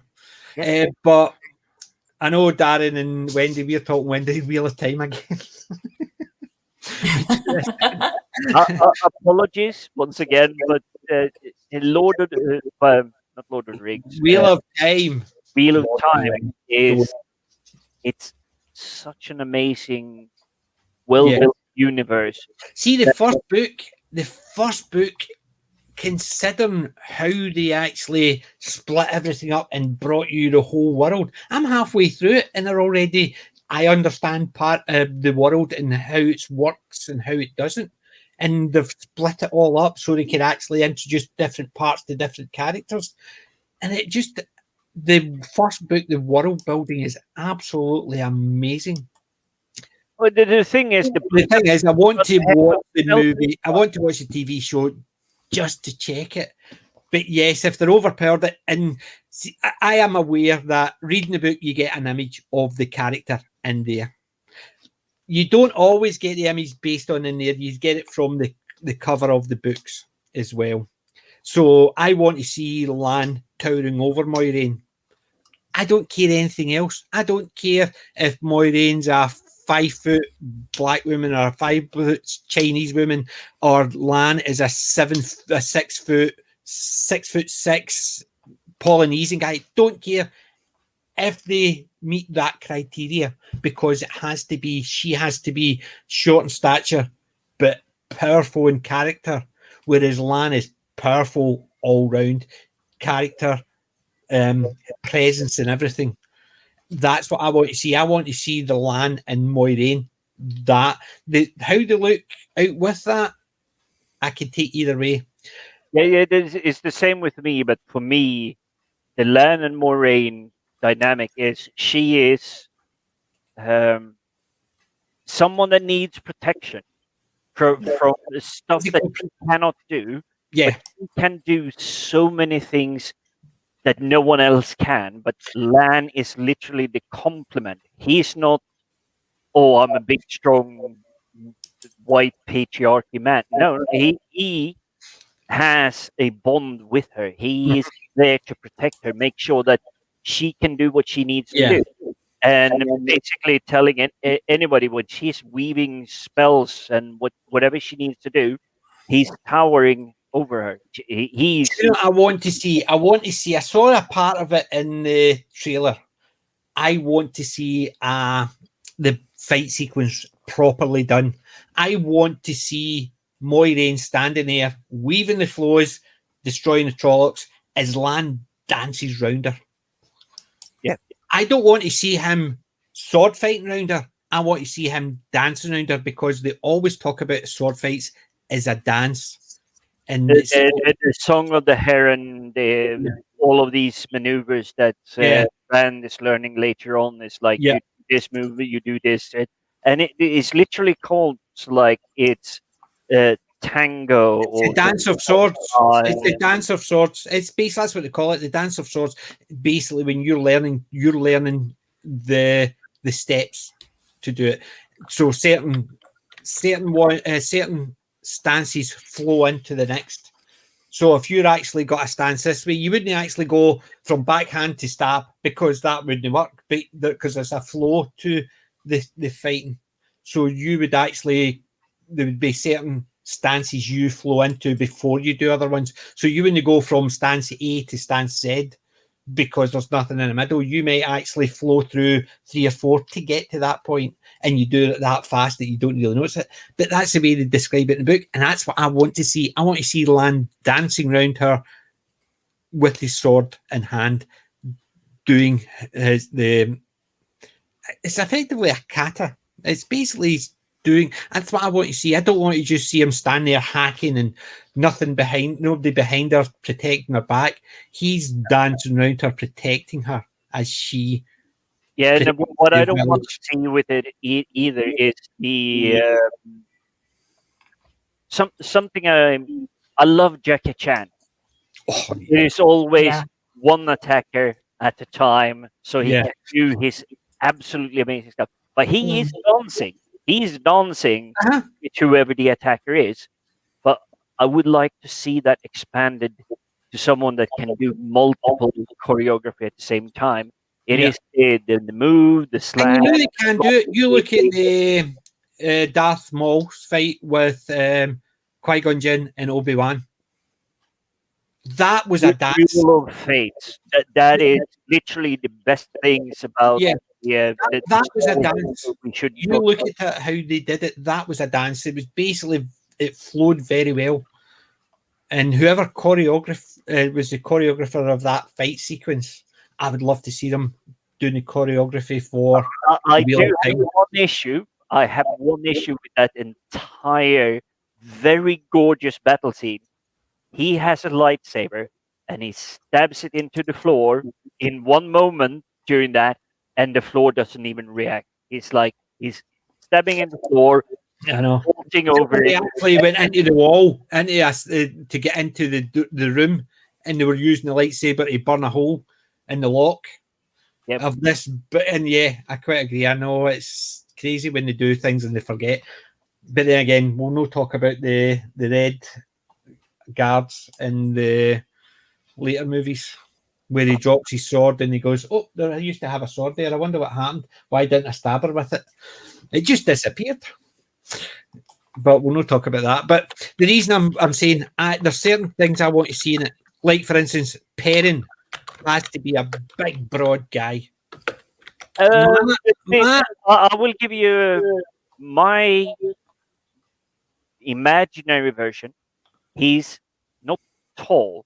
He doesn't need to be tall. He has to be broad. But he's not tall, but he's big because he's been swinging a blacksmith's hammer for the last 10 years. He knows how to do it. He's not gonna be Pirates of the Caribbean, Orlando, Bloom. whatever his name is, because he's too skinny. But Yeah. then again, he's skinny, like slim stature. It works really well for the. It's not sword fight; it's more fencing when he comes up against Jack. Sparrow, yeah. Yeah, Jack Sparrow. So that works really well in that sense. But for me, the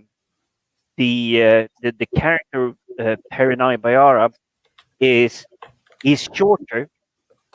He's not so secure about himself. Yeah. But he has strength. But because he's so strong, he's also cautious. When he's moving around, say like a horse. That's what I'm saying. In the physical appearance, he has to be broad. He doesn't need to be tall. He doesn't need to be. He just has to be powerful. But it has to look powerful. Yeah. So he does. Right, there's Darren back. Sorry, Darren, did we kick you or did you lose you? No, that was me. I actually We thought the talking wheel of time you fell asleep and actually hit your keyboard. I'm doing well, actually, for me. in this time. Carry on there, Jack. Oh, hey, Keely Clo. Keely Chow. Sorry, I was actually, one of my friends is a Clo. And for a split second, I thought it was her, but it's not. It's Keely Chow. Hi. Thank you for joining us. I've been lurking around tons of the streams where she's in. Yeah. So. But the thing is, I just think it visually has to do it. Before anything else, I'll look at the story, see how they act. But there's also other things they have to do.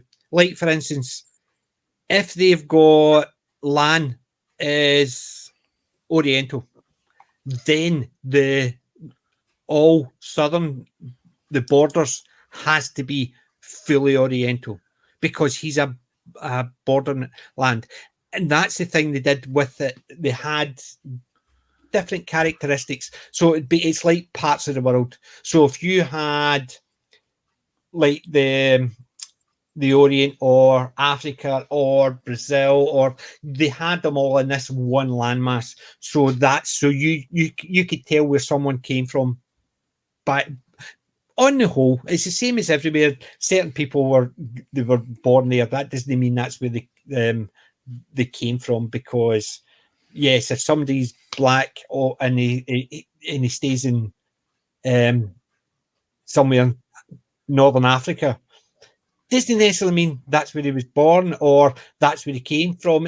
That's nowadays there's a mix, but even then in the story there's certain characteristics of each of the races, that even things like the way they dress, even if they all look similar, the way they dress makes them stand out. I think they still have to go down that route.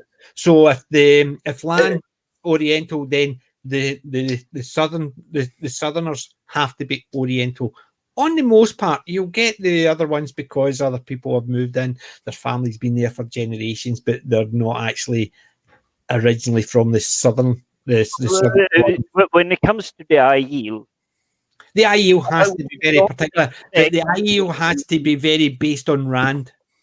That's yes, that is true, and this is a bit of contradictory within the story because Rand is a red-haired, tall guy. He's 6 foot something, but the Aiel, they live in a desert wasteland. That's where they're from. So I wouldn't expect pale-skinned, fair-haired, red-haired people to come out of it. But there may be a reason that is happening. So there may be cold, frigid areas within this wasteland because the wasteland isn't actually that described. Although there is the whole where you get the complete battle tactic and you see it from a distance, where they're pulling people like they're luring them in, but they have the high ground.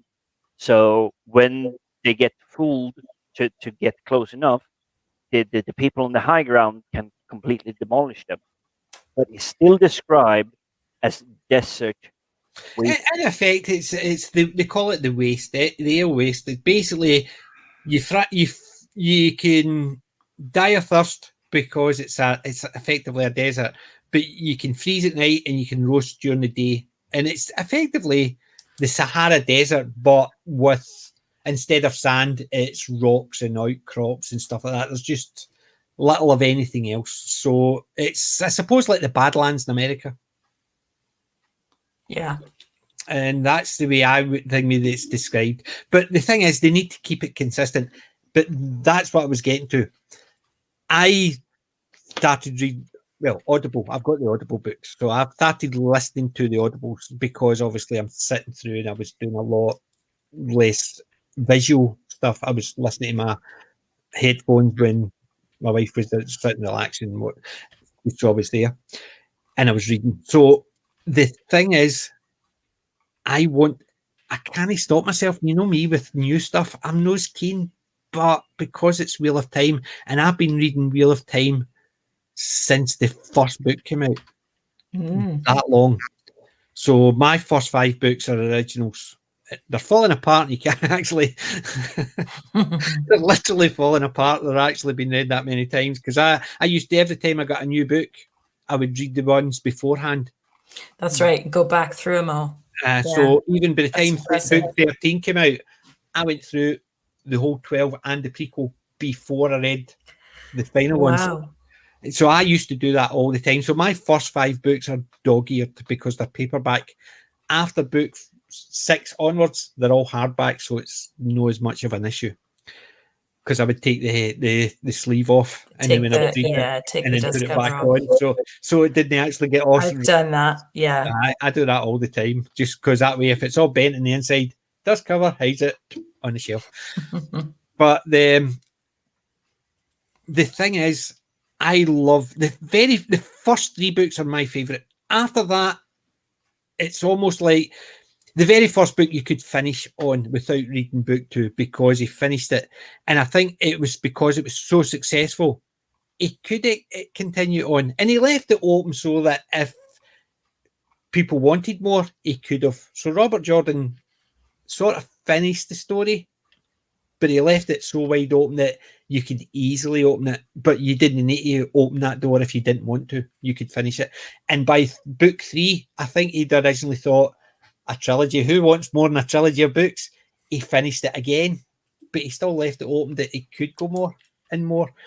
And then I think he got to the point where he was actually doing so much. There was books that were just circular and they didn't do anything within the story. So you could have skipped a whole book and it would have made zero difference to the whole end of story because it was just giving you a bit of narration here and there, which you didn't need. So there's certain things that when they're doing it, they can cut out, which will not make a iota of difference. The only thing I would say, rewrite the Brandon Sanderson finish, because that was pants. That ruined the whole series, and I've only read that twice, and I did not like it. Accordingly, it was based on notes from Robert Jordan. So if Robert Jordan was going to finish it, and that's how he was planning. No, it would have been a pant finish. I think he created such a scope. How could you finish something it's such an epic story and give it a good ending? He wrote himself into a point where it would have been difficult to give a good ending. And the ending we got, it was not very good because you were waiting up for this big battle between the armies and the Dark One and Randall Thor, the Dragon Reborn. You're waiting for this, and it turns around it's almost like the two of them are talking. I want a big battle. And they're talking about the battles in the background of the Trollocs fighting the demons, or the Sanshans coming in, and the Aiel coming in, and then these other ones. And you're sitting there thinking, I want to actually have the full descriptors of the battles. You've done that throughout for some of the battle scenes in the movie, and they've been so epic and so fantastic. Yet in the last book, you're sitting there thinking, oh, somebody's telling you what happened. And they only tell you the brief. The one. Where's the rest of the story? But that's me just digressing slightly to the end of it. But that's why I think I need to watch The Wheel of Time. Just because I've loved it for so many years. I'm trying to even think the very first time. I think 30 years easily. I could have actually been reading that. I'm trying to actually remember, when did Wheel of Time come out? Anybody remember when Wheel of Time came out?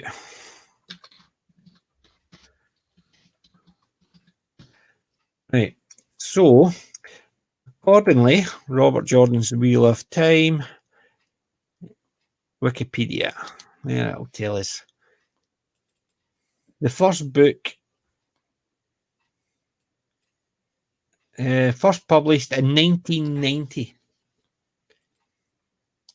So 1990, so that's 30 years. So yeah, 30 years easily. I've been reading those books and I love them.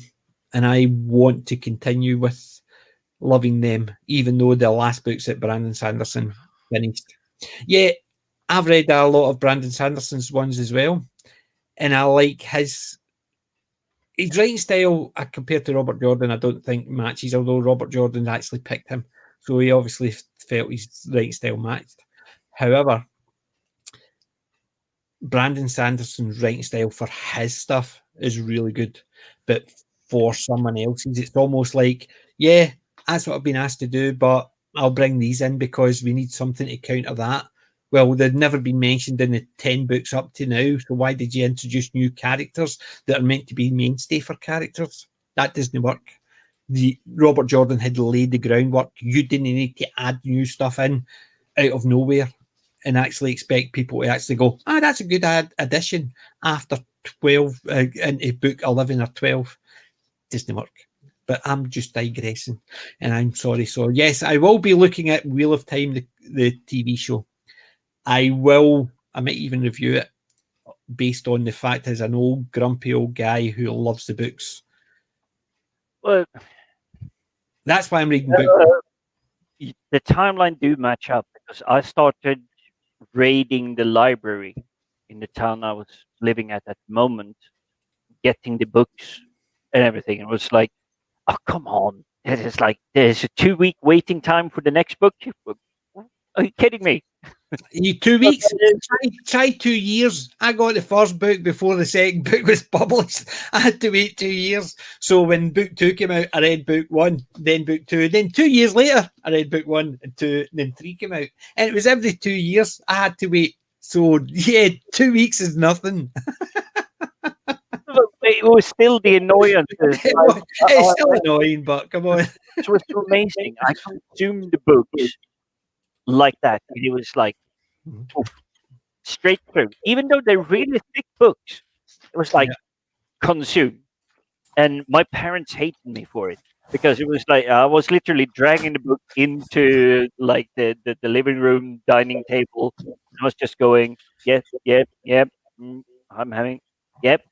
No, I will eat the greens. I will eat everything. It's a really good book. And the only other book series that I've had that similar experience with was the Belgariad and the Malorian. Yeah.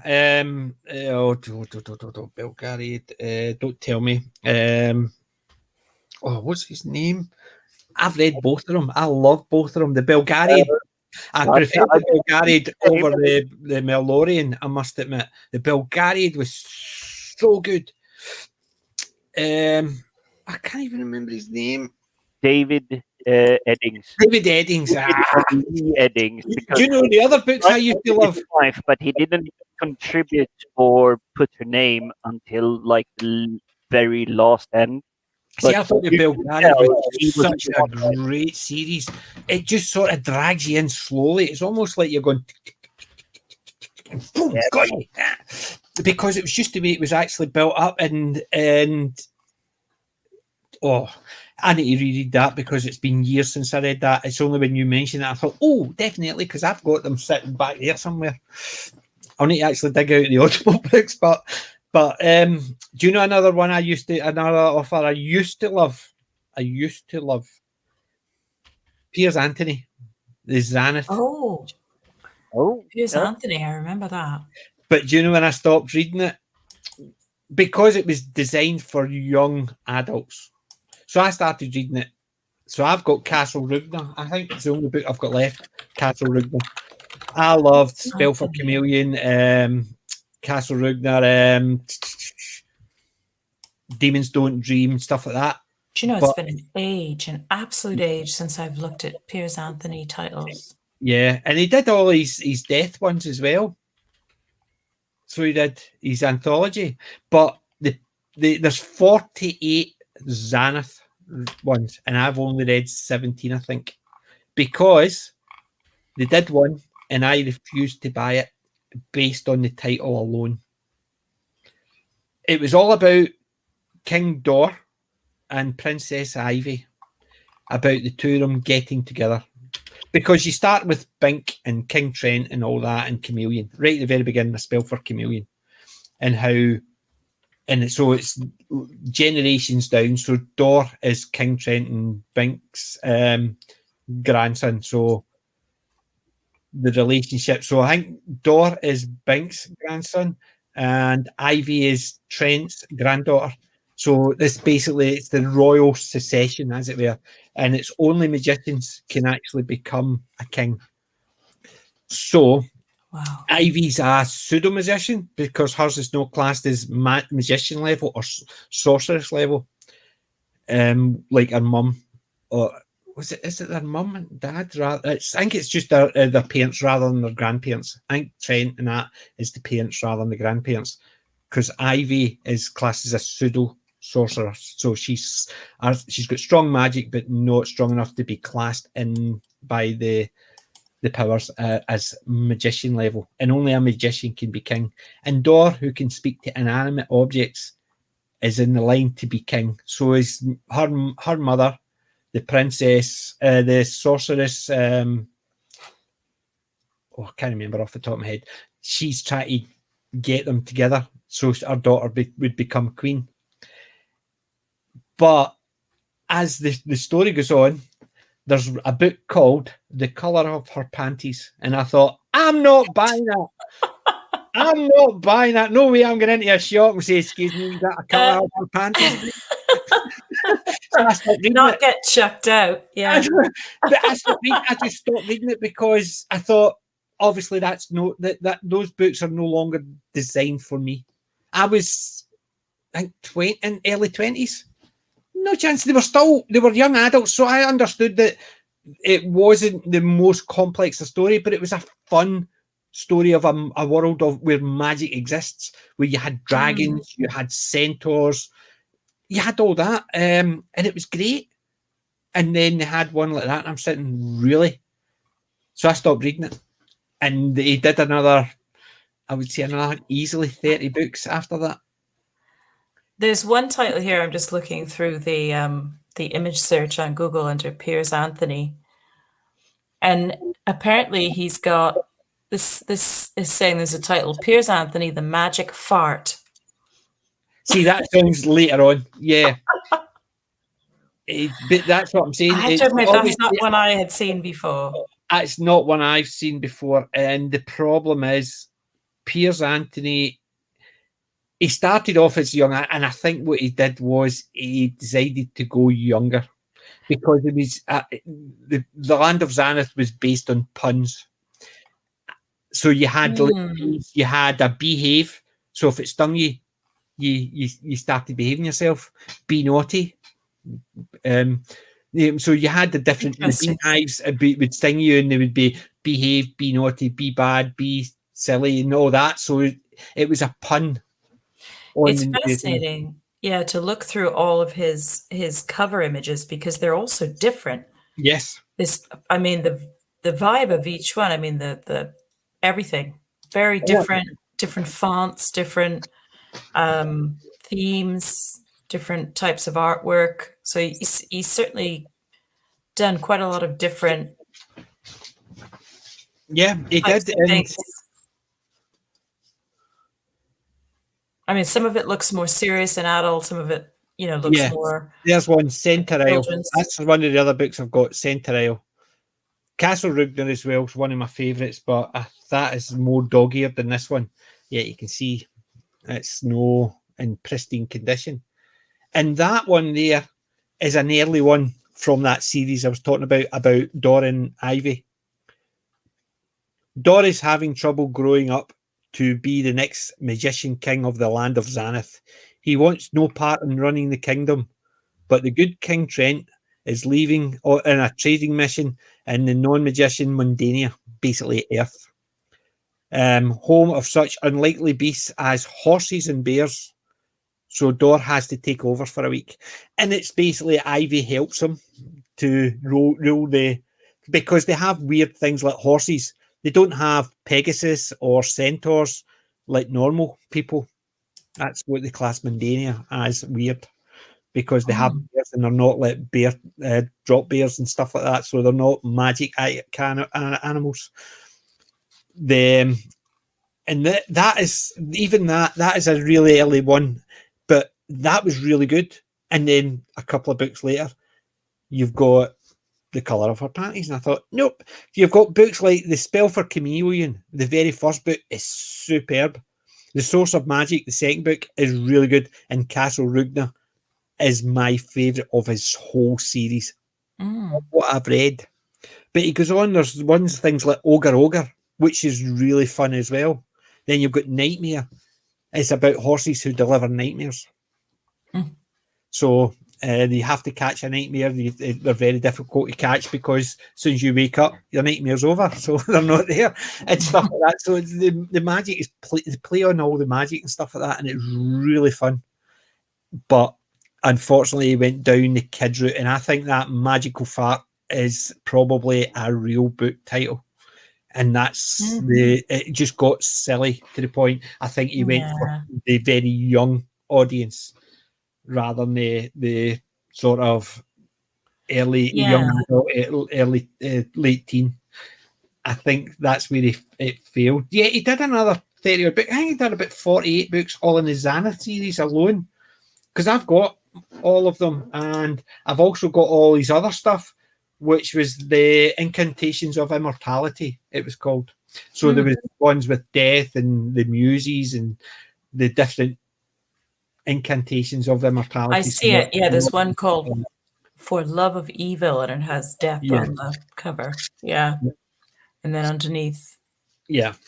So, but that's what I'm saying. So Piers Anthony, I used to love his stuff until that, and he ruined it for me. I'm not going he's certainly been prolific. Can I order a book, please? What's it called? The Colour of Her Panties. Yeah. Yeah, you've been going on a few lists after that. Do not come back. Do not come back to this place. But it's into thinking, who would? Yes, you can imagine kids going. But even teenagers would sort of look at it and go, "Oh, really?"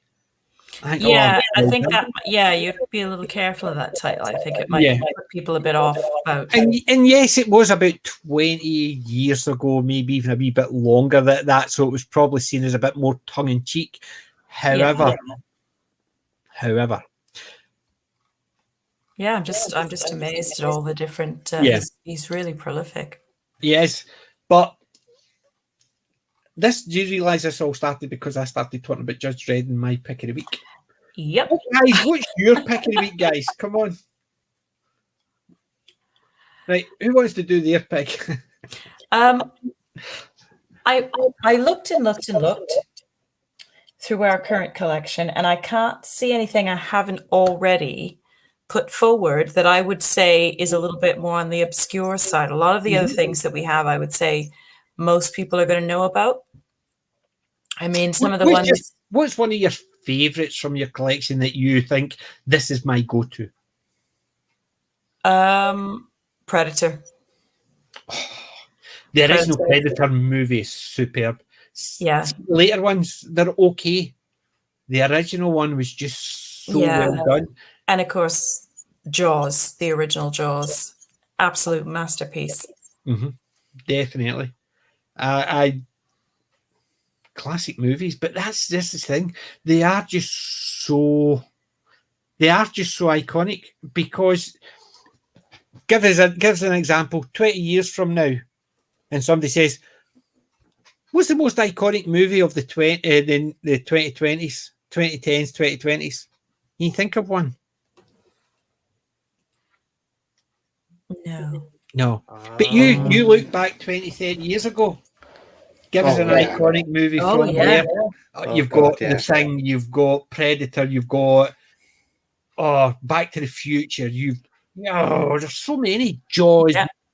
There's so many you could do from back in the day. Whereas now, we were so fortunate back then. There's so much. I was going to say, sorry, there's a specific time period I've narrowed it down to. Starts with Jaws in 75, 77 Star Wars, Close Encounters, 78 Superman, and then you go into the 80s and the 90s, probably up to the mid-late 90s. We've got roughly a 20-year golden age, classic films. You could reel them off. I would say a silver age.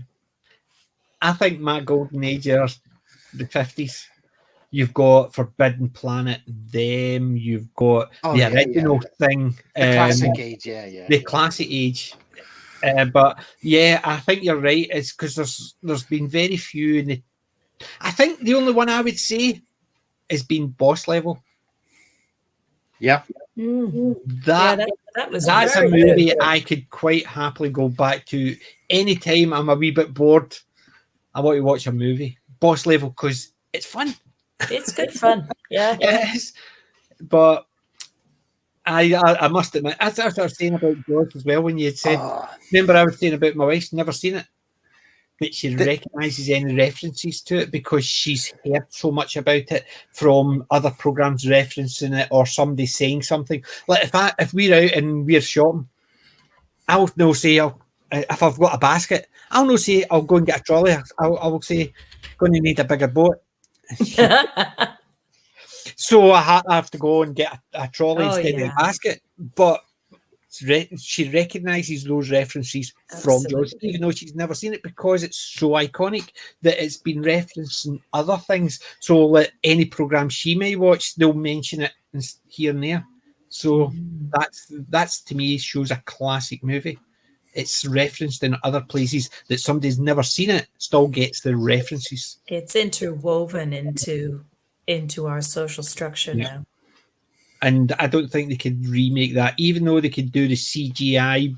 Oh, they don't want to go there. But no, I don't think so. I think if they touched it, it's.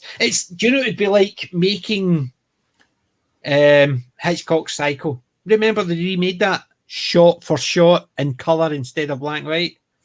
All I thought was, why? Yeah. You've effectively made the exact same movie and you're expecting people to go, oh, that was fantastic. Seen it? Yeah. It isn't that. And this is my frustration.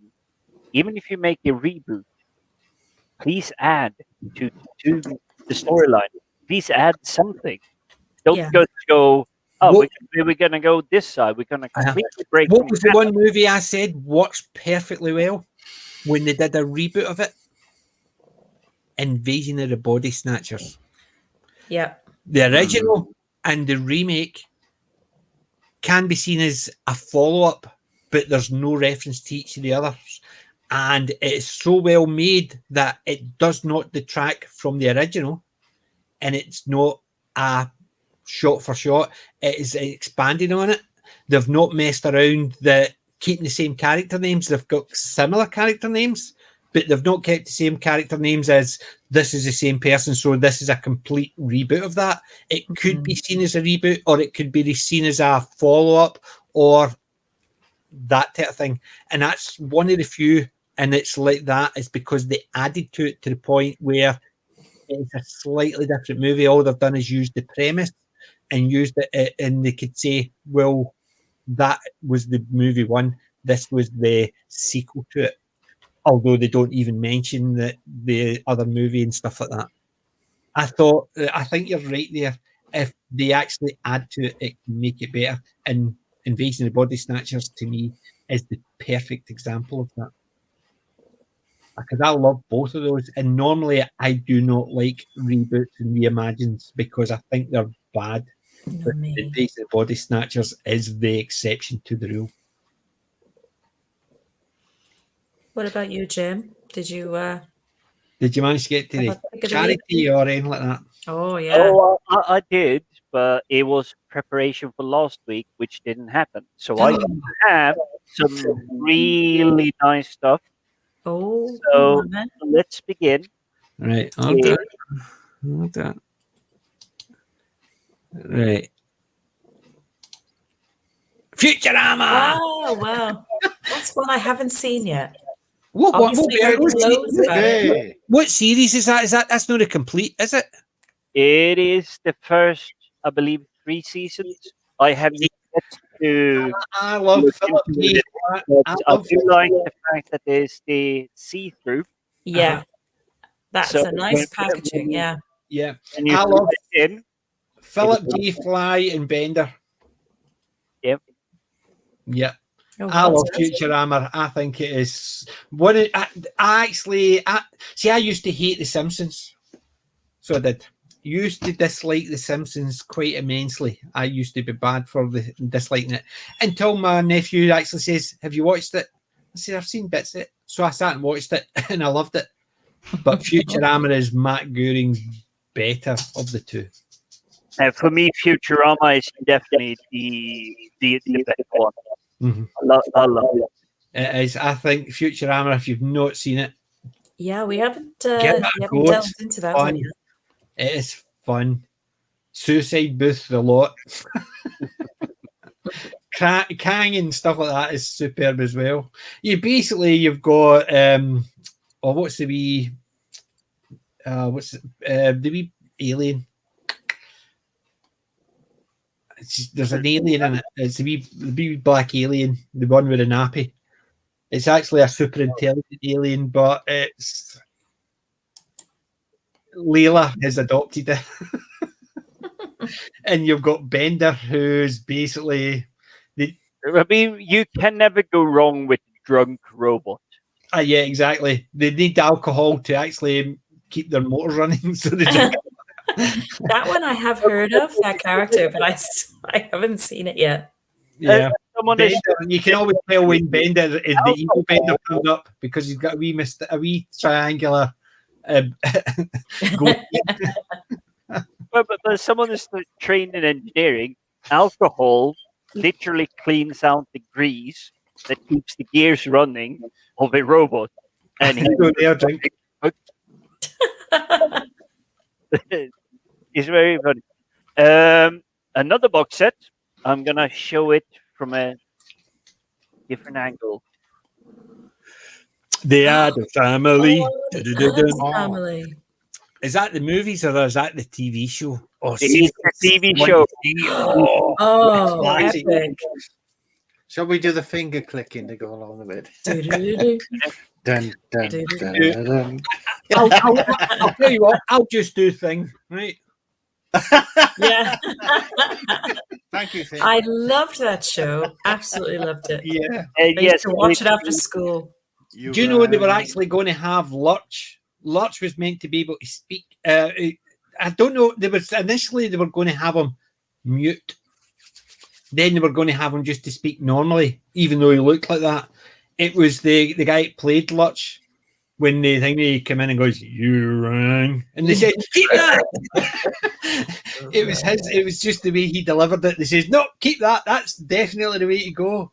Because it's just because you can just imagine this big thing scary. You rang. No, the I cannot envision any reboot being made of it that can capture his essence, because he's perfect Lurch. Mm-hmm. Yes, definitely. Can you remember him with Roxana Troy? Oh yes, yes. Roxana Troy, yeah. Basically, came in with the cases and stuff like that. He basically was her. He was sort of her like manservant or Yeah. No, it was brilliant in TNG when that happened. It was just like, It's Lurch. Oh, you go, it's Lurch. this is what I like. Really good actors that have a persona, something you really can enjoy, even though it was completely different genres. He brought that How experiment to life. how old was he then when he did TNG then? Because he didn't look like a particularly young man when he was doing the Addams Family, unless it was just the makeup they Well, had on. considering the Addams Family, considering when it was made, you're talking about black and white. Yeah. Yeah, I mean, How so old would he have been in TNG? let's see. I just love the PG rating, and I know this is an outdated PG rating because it says PG, parental guidance, contains mild sex references. And that would That's be, because Gomez was always sort of lavishing Yes. attention on her. Yes, yes. Do you know they didn't even want him kissing her. That's why he used to kiss her arm, all up her arm, because they wanted him. They didn't want him to kiss her because of the time it was done. Absolutely wonderful. But he actually improvised that. I'm just looking for the backstory. Where is it? I loved that show. Ted Cassidy and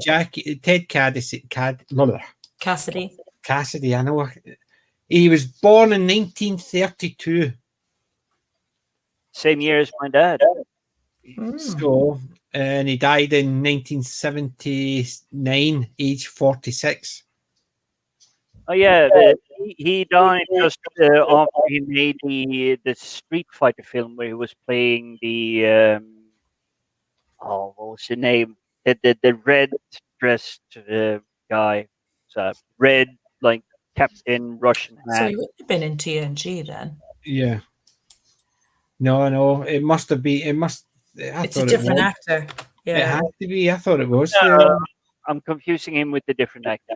Yes, I know the actor you're thinking of. Wasn't he in Yeah, the I'm picturing him now. I remember him in the Batman 66 Batman. So he did. The Penguin's name. I thought it was odd because I thought, geez, he'd be awfully it just didn't quite click then when I started to think about it, because I was like, he'd be quite a bit older. Yeah, he had a prominent role in the New Adventures of Huckleberry Finn. So he did.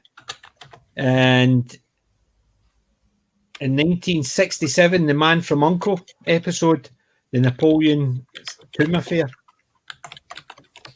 Yeah, Cassidy also provided a voice for the most aggressive version of Balok in Star Trek episode, the Corbinite Maneuver. Oh, never.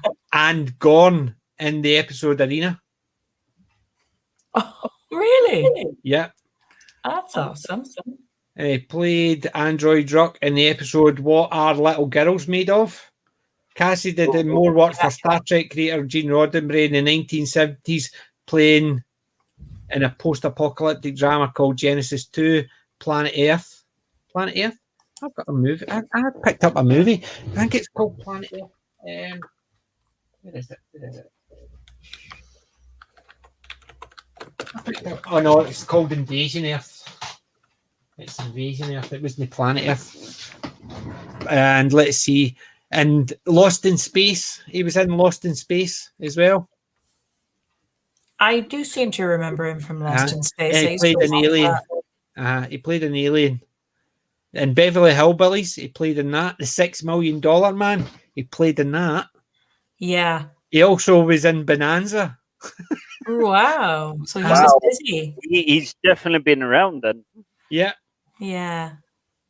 Adventures of film work. Did voice for Hanna-Barbera and stuff like that. The Birdman and Galaxy Trio. Never even heard of that one.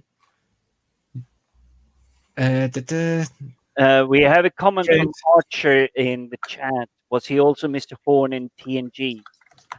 I believe he was. See, that's the one. That's the one thinking we. That's where it started from. We thought it was the TNG, but let's go to. Try to think. So it was TNG episode with Diana Troy, but what one was it? That's the problem. It's actually he's not with Diana Troy. He's with Loxana. Roxana Troy. Aye, it's Roxana. Yeah, I'm just looking at his profile now. His character was Mr. Hom, and he was her valet. Yeah, but he was definitely a mute in TNG. He was never speaking, as far as yes. In fact, it says Mr. Hom is my valet. He doesn't say much. yeah. I love. They're actually saying it was Carol Stricken. TNG character. They're actually saying the one that played Hom was not actually. It wasn't him. There's the one that played. Let's see. Share. Right, hold on. I need to get rid of this junky bit. That's him there. Who played Mr. Hon? Yes, I was just looking at that same photo actually. Yeah. So it wasn't Lutch. No, the timings were off. Yeah. Now, when I thought about it, I think it's just late. My brain is starting to sort of. Yeah, I think so as well. I'm at the same thing. We all thought it was the same. We all thought it was the same. But the similarities are really so striking.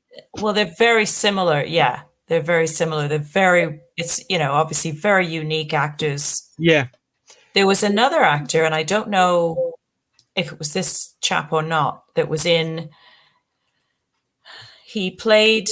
Oh God, I'm trying to think of the type of character he was, but he was in one of the Sherlock episodes, one of the Moffat Sherlock episodes. He was like a giant. He was like a huge giant of a character, and it's just wish my brain was still working. It's well, if we can actually check his IMDb for him, let's see, and we can actually check to see what he was in. Doctor Sleep, Gerald's Game, Twin Peaks. So 2021, he's in The Eden Theory. So I'm going back. Cold Case. My Name is Errol. He was in. Jeez. Oh, really? Aye, he played in My Name is Errol. He played Paul in an episode this week. He played in Charmed, and he played in Star Trek Voyager as well. Babylon 5. Really nice. Really nice. Yeah, he played Mr. Hom in most in the Next Generation, but he's played a single. He played Lutch in the Addams Family Values. Oh, maybe that's why we were getting him mixed up. That's probably why we were getting him mixed up, because he was involved in a later. Yep, he played in Men in Black as well. He played Addams Family Reunion, so he played Lutch in 2 movies. Yeah, and you could see why they choose him for Lurch, Yes. as we were confusing him initially. But Yeah, I can't see any Doctor Who with his name against it. He was in the Ewoks, the Battle of Endor TV movie. Oh, superb. He played really well played, being around in so many iconic sci-fi stories. How's this one? 1978. He played in Tarzana, which was a short. He played, and I quote from IMDb, a big, ugly Polynesian fella. That's the description of the character he played in the short. Big, ugly Polynesian fella. that's awful. It's terrible, just the description of it. But he's actually been quite a lot, but no Doctor Who stuff. Oh, that's okay. He would probably have made a great one. But Archie Collin is having a comment in the chat saying, well, someone had to be. And, well, yeah, I agree. Yep. Mm-hmm. And what's that? He was a robot character in TS. Yeah. Well, that was the thing. that was the original Lutch. What was his name? I've already forgot his name. Terrible. Cassidy. Yeah. Ted Cassidy. He played the robot voice in that, but he also played the voice of the Gorn. So he didn't play the Gorn. He did the voice of the Gorn. Remember the Gorn had he had a very deep voice, didn't he? So you could see how he could do that. Yeah. So there you go. It's amazing. We just Adam's family actually took us back to Star Trek. Way, I only had 4 items to show. I've shown 2, and it's just like off the deep end on my second one. So this is my 3rd pick. Well, it was meant for last week, and I hope this will be something that brings you guys back. Oh, Buck Rogers! I love Buck Rogers.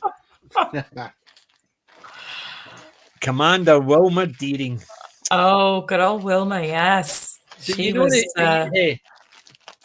See, when you're watching it, right?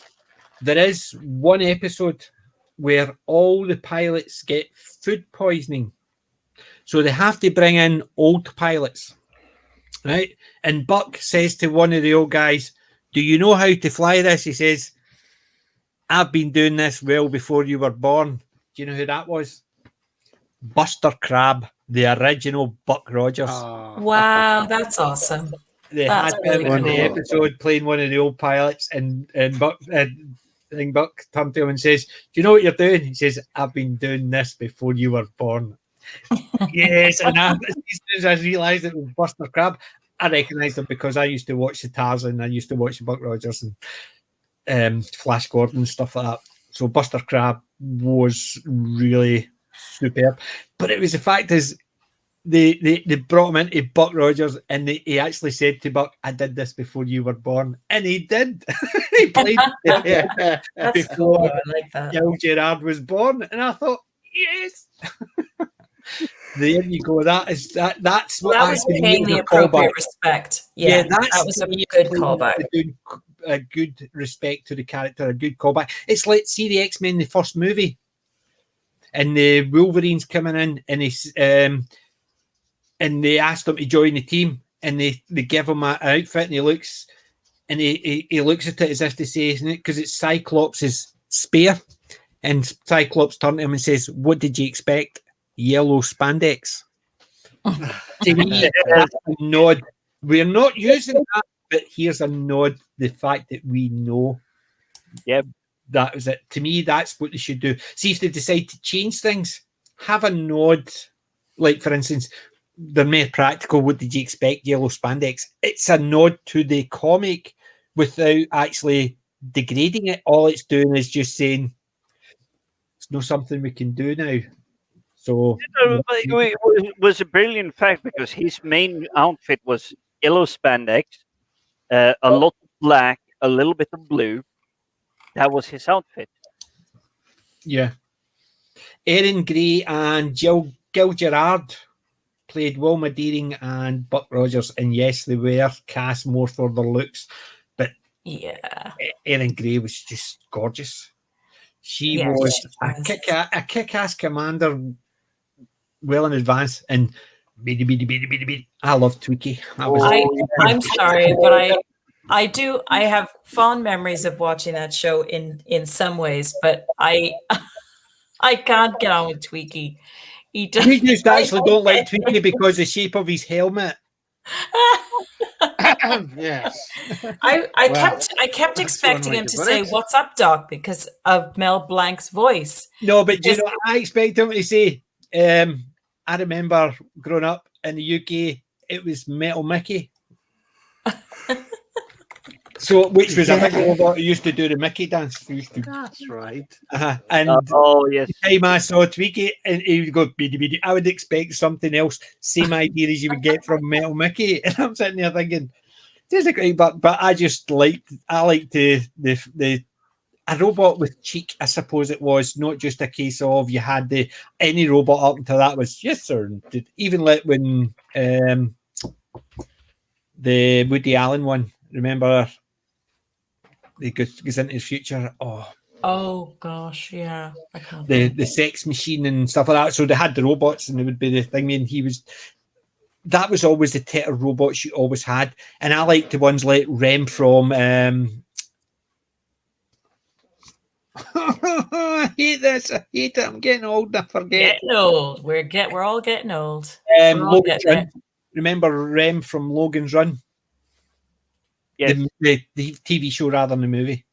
Well, You had the old guy who was actually a robot. So I liked when they had a robot which was a wee bit different. It was not your standard do what you expect robots to do, because they always showed robots as the future servants.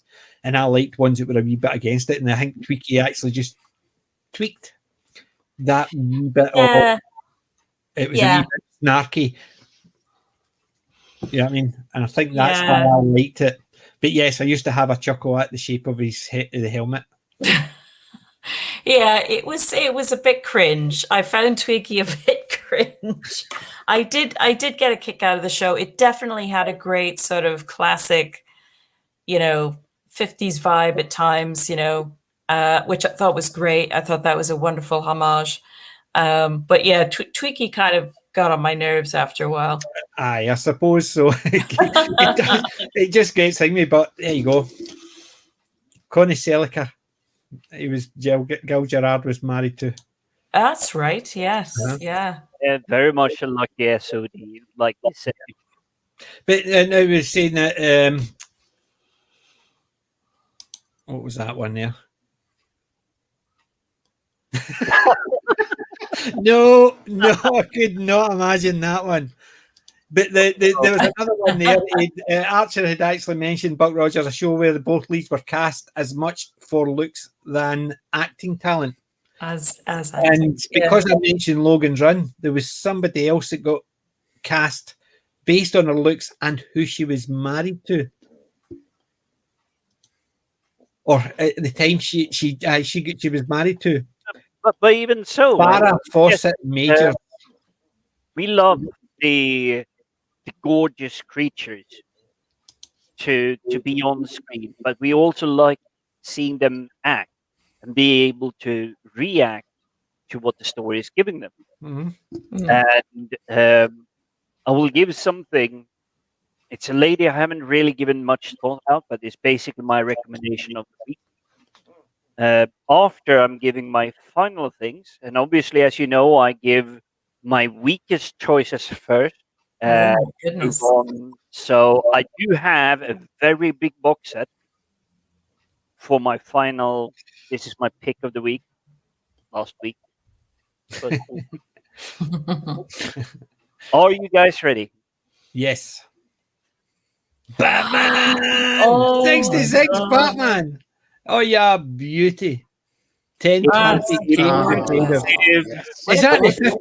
the 50s Batman or the 66? I think I'd say animated. That looks like animated, so that could be 50s Batman. It's very much a mix, so I'm not sure how well it will show. Whoop! Slide out. We can't really see it, but the Batman logo is, yes, as you said, they're different in each, but that is still superb. That's brilliant. Let's give you a solo screen, see if we can actually read that. I'm not sure if we're showing it upside down. Batman, Mask of the Phantom, Batman, The Brave and the Bold, Part 1 and 2, the Superman movie, the Batman Superman movie, Batman Legend Begins, Volume 1 and 2, Batman the Advanced Series, Tales of the Dark Knight, Volume 2, and Out of the Shadows, Volume 3, Batman the Animated Series, Secrets of a Caped Crusader, Volume 4, and Batman Mystery of the Batwoman. So I thought they were originally 50s and 60s, but I think they're later. That's later, but if you do look at the top cover, this looks a little bit more 80s, 90s. Yes, because the 50s Batman is basically completely different. That's the 50s and 60s Batman. This is the 50s and 60s Batman. So that's the 50s Batman outfit. So it's basically you've got the cowl and stuff like that, but you've only got the bat on his chest. And the 60s Batman, very similar, but the yellow is more prominent. So you can see the difference between the 50s and 60s. Yes. Yeah, I mean, but either so. but yours is. I have 2 weeks of work from literally starting yesterday. So 2 weeks of work, I will definitely be consuming the Batman stuff, and it isn't just like small stuff. It's like there's 10 DVDs in there, but some of them have like 4 episodes each. Yeah. So it definitely be at least 20 hours worth of entertainment. Right. There's a couple of questions that Archer Collins got. Has anyone read Armageddon in 2149 AD? I must admit I haven't. The reason that he's asking is Armageddon was the book which the original Buck Rogers was based. But I would okay, we have stuff for my I'm going to actually, I'm adding that to my list. That Armageddon 2149 AD sounds really good. It's definitely ending up on my backlog. Yeah. It's the Farrah Fawcett mate was, about she was cast. 160 lines long now. See, Lee Merriweather was my second Catwoman. Unfortunately, my is Eartha Kitt. That's my Catwoman. Lee Merriweather was really good. I preferred her to any of the later ones in the movies, but it was Eartha Kitt. She just, the way she used to purr. Yes. She was my Catwoman. Yes. Well, I can't call her the original Catwoman, but she was definitely my kind of woman that was a Catwoman. Yeah. To me, I think it was the same as a lot. They embody the character. You look at Burgess Meredith as a penguin. Yeah. He embodied it. He took that from the comic strip and made it his own. You had Cesar Romero as the Joker. Yes. Yes. He was superb. He was so perfect at that. He just seemed to have fun playing it. Yep. You know what I mean? And that's the thing. And Julie Newmar was really good as well, but she's no Eartha Kitt, unfortunately. And see, the thing is, that's really good about it. You look at we've all got a favourite Batman, we've all got a favourite Doctor, we've all got a favourite Catwoman, it doesn't mean that just because I've got a favourite, everybody else's choice is wrong. No, not at all. Sorry, Jim, what did you say? I'm sorry. Is there another Batman than Adam West? No, not at all. If they've got bat nipples or not, no. Yeah, my classic Batman, Adam West, no question. Definitely. And my modern Batman, Michael Keaton, and I kind of stopped looking after that because I did enjoy that film. See, new Batman, I just don't bother with. I've watched the movies and I've just thought I did enjoy the Tim Burton one. But yep, I love the Batman series so much. Yeah, Burgess Meredith. I remember as Wendy and Darren, as you will be well aware, the Outer Limits. Yes. Basically, the one that sticks out with me is the library when he's actually a wee bank clerk sitting in the vault. Yeah. That is to me is Burgess Meredith at his best. Oh yeah, the Twilight Zone. It had the Twilight Zone, and that's what I'm saying. He just dragged that in. We can agree to disagree and respect each other's opinion. Yes, because that's a good thing. Eartha Kitt's my Batwoman. Yours is Julie Newmar. Nobody's actually turning around and saying you're wrong. because we all know they're all Catwomen. We don't need to actually agree, and that's a good thing. That's We all have an conversation. opinion, You know, because that's if normal it conversation. gives us something to talk about, because we Yeah. love Catwomen. Yeah. Can't go wrong there. Yeah, Sounds but what stands out to me is after, shall we say, the 60s ones, the Catwoman characters directing what was script, whatever it was always overplayed. It was not like, I am Catwoman, I am doing this. It was like And exposition. This is why I am Catwoman. It's like, no, Catwoman is Catwoman. she didn't need an explanation, a backstory. She was just Catwoman. Yes, exactly. She didn't need to actually go crazy, and she's turned in because she loved Cat. We didn't care. She was Catwoman. End of story. We didn't care Batman's origin because he was Batman. Don't Yeah. care. Yeah. Yeah. Yeah, give us a brief example. Spider-Man got bit with a spider. Sorted. That is it. Bruce Yeah. Banner actually got some radiation. He's a Hulk. Sorted. Superman was born on a different planet. Sorted. We didn't need all Yeah, these. exactly. Exactly. So Catwoman just turned around and saying, Catwoman, sorted, no problem. We don't need any backstory. Yeah. And that's the good thing about characters like that. You don't need to actually explain anything. As long as a character's good, mystery's great. Yep, exactly. And I think that's a big mistake that's been made with some of the more Right. I need to take a Modern. screenshot of that, save me having to write it down because I'm lazy. It's also because it's easier for me than actually doing that. So I'm just going to do a quick screenshot because I want the name and I'm going to get that book. Lovely.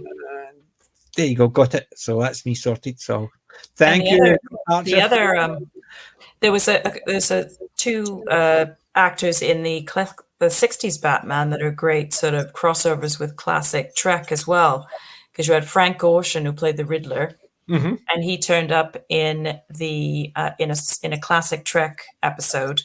I'm trying to think of the title of that one, but it was about the ones No, that it were was black it and was white. basically the black and white. It was the Yeah. face of the face. Oh,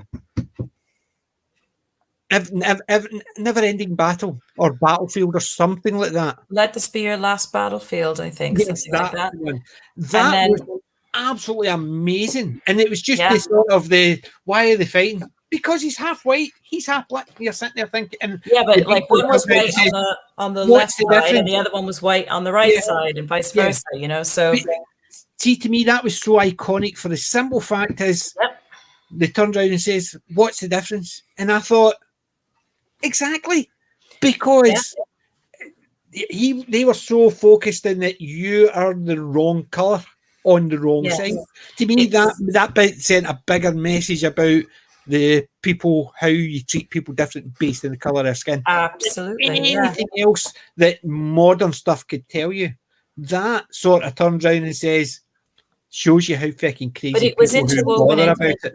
Exactly, and it was interwoven into the story. You know, the other classic '60s Batman connection with Trek that I like is, and I was always a big fan of Lee Merriweather's Catwoman.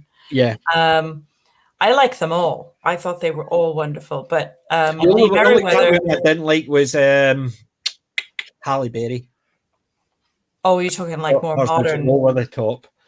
Yeah, no, I like Michelle Pfeiffer's modern. Michelle Pfeiffer's worked. She was the okay. best one. Yeah, she just looked nuts She's enough got to the be right that. kind of And just features. even the bit when she did the somersault, she just went meow. Meow. I Yeah, thought, yeah, she it was works. brilliant. Uh-huh.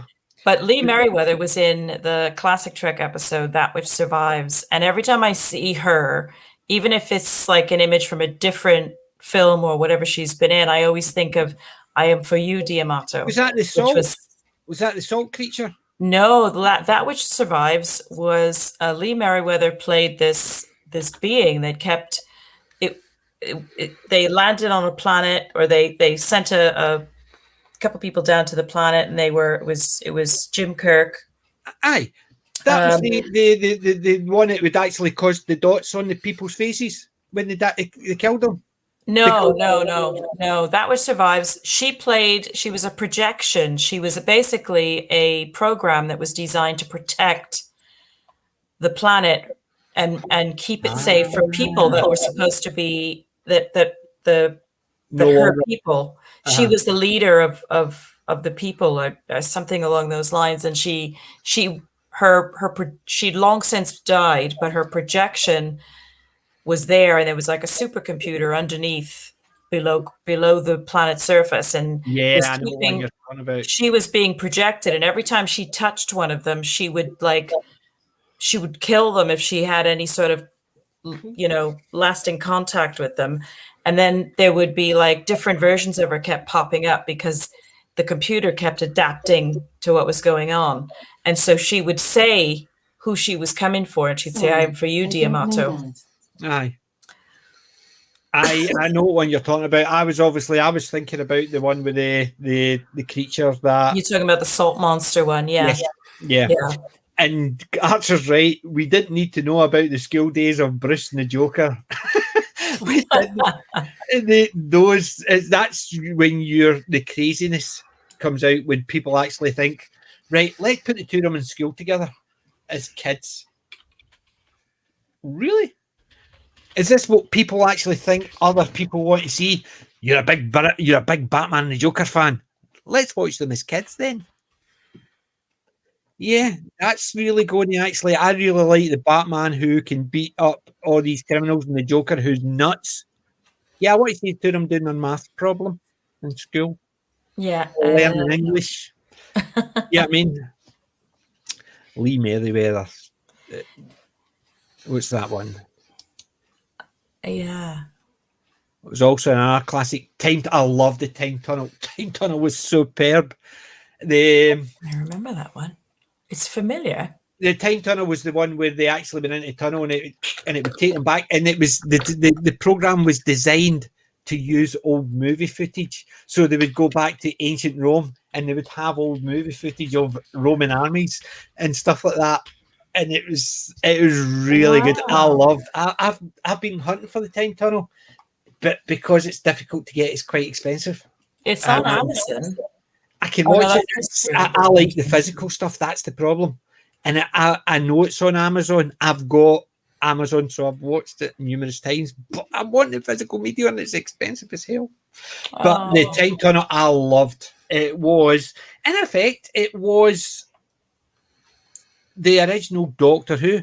It was putting these two scientists in a different location every week based on a thingamabob. Basically, they created a time tunnel. Didn't explain how the time tunnel managed to drag them from a different place, because obviously they were caught in the time warp and it would just last for so long and then drag them out and put them somewhere else. But it was fun and I loved it. And they designed the program deliberately to use old movie shots. Fascinating. Yeah, I can't remember seeing that, but I also noticed that he was produced by Irwin Allen, and he was very well known for all the 1970s disaster films. Yeah. Yeah, which I used to love watching back in the day. It was superb. That was the time tunnel there. Yeah, I'm just bringing up some photos of it now. Yeah, it does look really cool. It is. That's the time tunnel. That's what I remember. Yeah. So you had the two, and it was just iconic, because that was it. That was just the time tunnel. They just walked into the time tunnel, and then they would end up in a different location. So that was the thingamajig, and it just basically sent them to different locations in Earth's history. And it was designed so that, there you go, French Foreign Legion, they were in ancient Rome and stuff like that. Yeah. And that was fun. And I loved it. bit like an early Stargate almost. I would say it's probably a bit between Stargate and Doctor Who. They use the time tunnel to send them back in time. So like Doctor Who, but without going to a different planet. And it was built more like the Stargate. But that it was just such it was the 60s. So Yeah.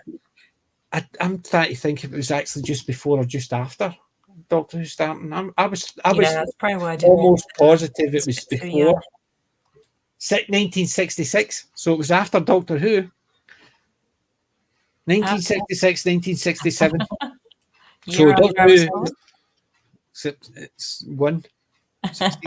But definitely, Arthur Collins got great taste. Yeah, that's the thing when they do these things. They actually do. They'll take something really good and then they'll mess with it, and actually for no reason except so they can say we did do it. Not like we got the best character for it. Like for instance, I don't like the Battlestar Galactica, the new one, but Katie Sackhoff as Starbuck worked perfectly because her character was still Starbuck. Well, she's amazing at Starbuck. She's just not Starbuck because I saw the original. Yeah, show. I loved the original show, and I just couldn't bring myself to watch the new one. Well, I started watching it, I found it too depressing. I was just years. I mean, years and years went by, and I just couldn't bring myself to watch it. And I did sort of feel quite sort of like, oh well, it's I don't think they'll be able to live up to the original. But I have to admit, we ended up watching the whole series, and we did thoroughly enjoy it. It's a different animal to the original Galactica. It's like to me it's a dark homage, but it's to me it's its own series. So I would kind of like just treat it as its own series. The way I look at it is it's in a darker universe. So it's the same idea, but in a universe that's a lot more nihilistic. Whereas that's why I'm not keen on it, because I don't like my nihilism. I like the hope in minds, and I always find it too dark. But that's my canon. Is it's a case of, well, you've got the multiverse theory, so why not just use it? It is the same story. It's just taken in a different universe, which is a lot darker. Yeah. And yes, the actor, there was the lounge singer in DS9, and a known book character in Guns of Navarone, and that was the guy from Time Tunnel. Interestingly, with Time Tunnel, that's him there. He was the lounge singer in DS9, remember? I just saw another a Star Trek crossover with Time Tunnel. The actor that played Charlie X in the classic Trek series, in the episode called Charlie X, he was in Time Tunnel, played Billy the Kid. Yeah. But there you go. That's the one that is the lounge singer. Him there. Bobby Darren. Yeah. Is that his name? Uh-huh. But he was in the Time Tunnel, so there you go. So he's been in Star Trek and he was in DS9. He's also been in movies at Guns of Navarone and such like. We're watching, slowly going through all the classic Twilight Zones, and it's absolutely brilliant to see a lot of these really classic actors turning up, and some of them very early in their careers, so it was brilliant to see. Well, see, that's the thing. There's a lot of the stuff that is really good. And I think I've seen that Time Tunnel. Was that not the one that had Keisha in it? That's the one from the Almighty Johnsons, remember? I thought it was a time one, but I didn't know if they called it Time Tunnel. And they had swapped it, and she was really good. Then they changed it again and they had to make more black and characters and white characters in, and it just didn't work because they went into the First World War, walking down the trenches, the two women with the guns, and because one of the women was the security. But it just, to me, it didn't work because not one single person turned around and said, that's a woman. Which you would, all these men are in the trench, and this woman's coming through dressed as in uniform and acting as if nobody would notice. Because they were doing it during the First World War in Europe. How many black people were around in the war? There was a lot in certain sections because it was a world war. So you had people from the British colonies. Same in the German side, you had people from the German colonies, but they were usually in their regimental zone. So if somebody walked through wasn't from their regiment, didn't matter what colour they would be actually, but we don't know him. Where's he come from? Make sure we know who he is. So, but the fact that this black woman is walking through and nobody even notices, nobody even refers to it, I thought was crazy. And I think that's the one Archer Collins talking about. If it is, it's definitely it was the first edition was good. The internal one, they had some super ones. Yes, they were good. See, there you go. It just goes to show some of the stuff they actually used to do. Yeah. And I remember the one where a doctor was called to go back in time into a ship to save the people, and they says, "Well, you'll not be able to come back," and he goes, "No problem." How did they manage to drag people out? Could they have if they could actually get somebody coming from the future to their time? Why not just actually get somebody to throw in equipment so you can actually help yourself? You're getting attacked by 3 Roman legionaries with the gladiators. Just there's a machine gun. That'll help you. It's when they do things like that, it messes up earlier different stories. But yeah, they did the Merlin one as well. I was noticing Archer Collin put in, "Are you thinking of Timeless?" And I think that's the one. That's a more recent one. We watched that series, and that was quite good as well. Did you see the first or second episode? They did a pilot. The first pilot, they had the Australian girl I was talking about, Keisha. I need to remember her surname. I've got a picture of her up there. She played Neil Mighty Johnson. She played Freya in the Mighty Johnsons. She played the person that designed it and supported it and made sure it all worked. Then they did and they went back to the 20s, which they had one black guy, one white guy, and a white woman. But the black guy couldn't drive the cars. He just didn't. He drove an automatic and it was stick. And the white guy just says, "Right, you jump in the back and I'll drive." And he turns around and says, "This is the 1920s. I can't be seen in the back seat of a car with a white woman with a white man driving me. It is not done in this era." And the two of them never thought, which was to me showed they recognised that how bad it was back then for people who were coloured, and B, how much it had changed that modern people wouldn't see that as an issue in that one sentence. Yet in the second time when they refreshed it and redid it, they turned around and goes, "You've got the black woman who's the security, so she's walking about and dressed in a First World War military," and nobody noticed.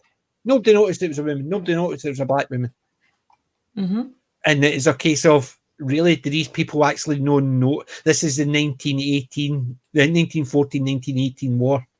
Segregation was a big thing in America, but in Europe, it was an issue. However, people would have had an issue with a woman fighting. There was women who went to war from the Napoleonic age all the way through, but guess what they did? They made it so they looked like men. Not just dressed up, they looked like men. So they would actually have it. If they did have a bit of a growth, they would make it a bit more, or they would scar up their face a bit to look less feminine, or they would strap themselves down to make sure nothing wiggles. However, she stoats around just with a uniform on, as if that's going to hide anything. And I'm sitting there thinking, doesn't work. The first one was better if it was timeless. And if it's the one, I'll need to dig the two of them out to see what one's what. But I'm sure the reboot did it. The remake was rubbish in comparison to the first one. The first one was superb. Yes, they had one of the guys was a colour guy, and the fact that they went back and they noted that, it, to me, showed a lot more about the differences of the 20s to now. Because the other guy, it wasn't an issue, so he didn't notice it. Where it was him, because he's aware of how bad it was in the past. So he was the one that actually highlighted it, and the two of them went, oh, well, we can't do that. We'll need to find another way of doing it. They didn't turn around and say, well, just do what you're told, and that rubbish, as if it's just as bad now as it was then. Yeah. And I think then they had the woman who was the designer and the IT genius who supported it all.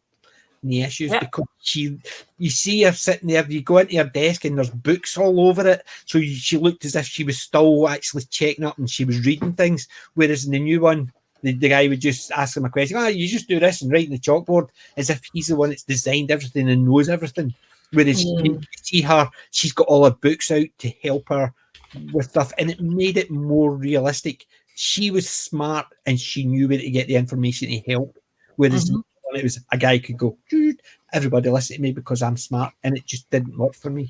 So I don't know if that's the timeless one. I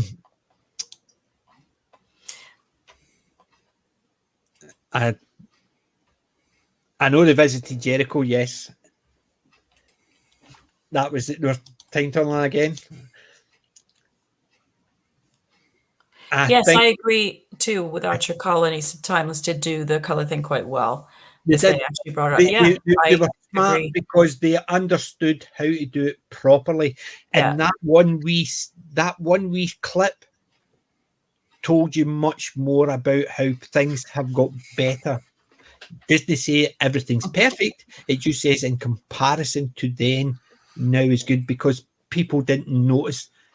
Oh, a colour guy sitting in the back with a white woman, I get a white guy driving. Where's the big deal? Because there is no big deal. But in the 20s, it would have been a major issue that could have got them lynched. And they brought that up, and that, to me, showed that, and they did it so well. I'm actually, it's 12 o'clock, ladies and gents, actually, it's just after. I'm wanting to finish in the next 5 minutes. I hope you don't mind. Not at all. We're the same. We're the same. So I'll fly through these last couple. Run. I was watching a documentary the other day about World War II German attitude to women fighting in the Russian army. Yeah, I think I've seen that one, and it was the fact that the Luftwaffe couldn't handle it when they found out that they'd been shot down by women pilots. They would never be actually posted to Russia again, let's put it that way, because of the whole attitude. I'm not going up there in case it's a woman again. They basically, they didn't like the idea that they had women snipers, women soldiers, women pilots, the lot, whereas Britain used the female pilots as delivery of Spitfires and stuff like that. So the female pilots still flew them, but they never flew them in battle. Russian pilots did. German pilots, they didn't even have women pilots even to allow the male pilots to go into battle. It was just not on. The Germans did not, because it was the attitude of the party that the women had to show their women by not doing manly things. Hence the reason. Physical labour, engineering and all that. Whereas Britain, they actually, all the women went to work to allow the men to go to battle. So they did all the electronics, the engineering and stuff like that. Basically, they caused problems after the war because people wanted to come back and get their job. No, we've got women who can do it better than you. Well, it was an amazing time to show that the ladies can actually really do stuff, because there was literally... Ladies can do stuff now. Well, there was no men around. It's like, oh, you go away, we'll do this. It's like, it's just ladies around. We need to get this airplane, this Spitfire, from this airfield to that airfield. Yeah. Can you fly? Like, we don't care, man, woman. It's like, can you fly it? And that's I would say it literally jumped for women everywhere. That uh, Wow. the war was showing that, yeah, they can do it. They were just not allowed to step up. Yeah, exactly. And that's the thing. It's like that old meme that Gary keeps playing. It's the guy who usually plays the thug in all these Mexican movies. Ladies can do stuff now. It's very like that. But yeah, I was just looking at Justin. He moderated a marathon tarot reading in Florida. I recorded 20 hours, 51 minutes non-stop live. And Jim, we thought 6 hours was... That's hardcore. Yeah, that is really that is impressive. hardcore. In all fairness, we need to make up for the lost week's miss. Yeah. I'm with you. So I'm dropping a link in the private chat. Yeah.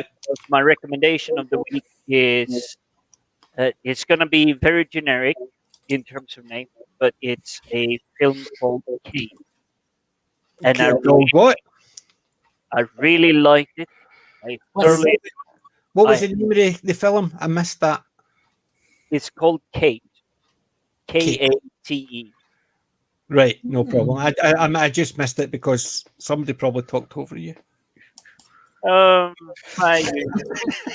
know how it goes, but no, I saw this film this week, and even though I've seen it before, the same concept, the actual exact same concept, Mary Kate Winslow. Mary Elizabeth Winstead. Yes, that's right. She's really, really good at not like, oh, I have boobs, therefore I'm better. She's good. She's just and she uses the fact that she's good at what she do. See, that's the thing.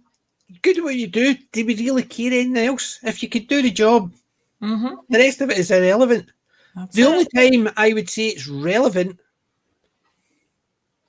is if you're working in the lavatories. That's the only time your gender is relevant. Because no, I've got 3 daughters and I don't want a man working in the ladies' loo. And same idea, I don't want a lady working in the gents' loo. Yeah. It just, that's the only time to me it's relevant. The rest of the time, don't care.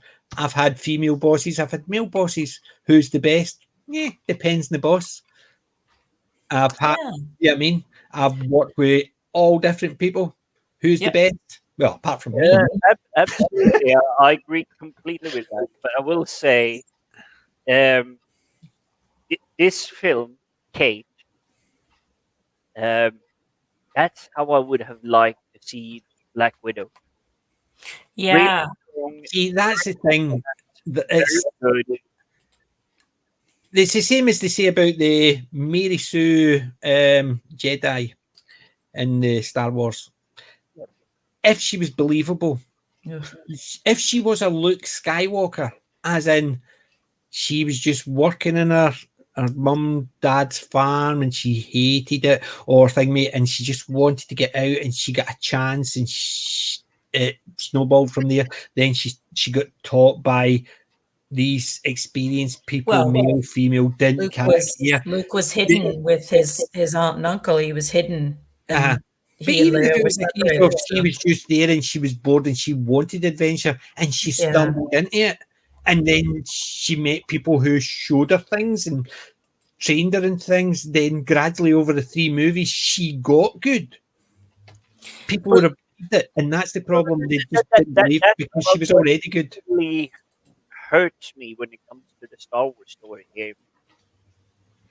She never needs to get good.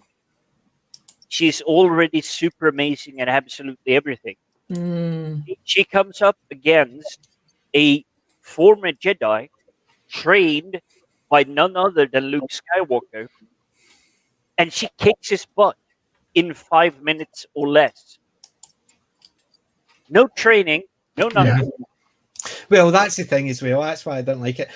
So, guys, we're going to wind up. There's only one wee thing I want to say, and it is an answer to Colin.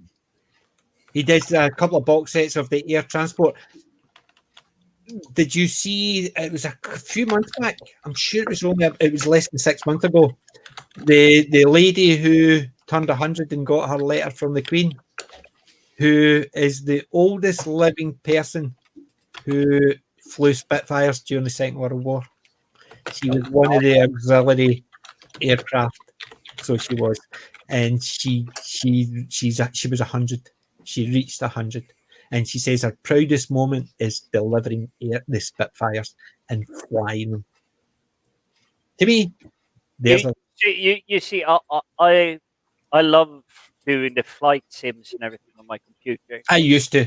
I love flying plane. I have no fear going on a transport plane or anything. I would just like to really fly them myself. But having had the honor of flying a Spitfire, I don't care if it would be just for a museum, like transported to a museum. I would so love. Yeah. It's true. It's weird the way things, and the comments are right as well. Is nowadays you can't have people learning; they have to know it all, so there's no ambiguity. Where's the growth? Because if you look at Luke Skywalker, if we take him as an example, Luke at the farm, he didn't know anything. He could shoot womp rats from his speeder. Yeah, that's his skill. But he has no clue about the Force. He told you why he could fly an X-wing, because he'd been doing his pilot training.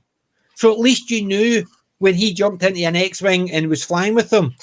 How did he know how to fly? Because it's nothing like that he'd already mentioned. But I want to join because I've been doing my pilot training, and basically he'd already set up the fact is, so when he jumps in an X-wing and he can fly it, you don't go, how can he fly that? I'd be like jumping in a car you've never actually driven before and actually knowing exactly how to do it. Or jumping in an aeroplane and you know you've driven a car. It doesn't work the same way, but at least it mentioned it an hour or so before in the same movie that he'd actually had training to do that, because that's what he was doing, because he wanted to get off the planet. He wanted adventure, and he just got dragged into it, but he wanted it. And not to mention that, on top of it, they do add the Force thing, because the first time he really actually encounters the Force, it isn't when he's on the Millennium Falcon and doing like choom, choom, choom, blocking like laser. It is when get his butt burnt.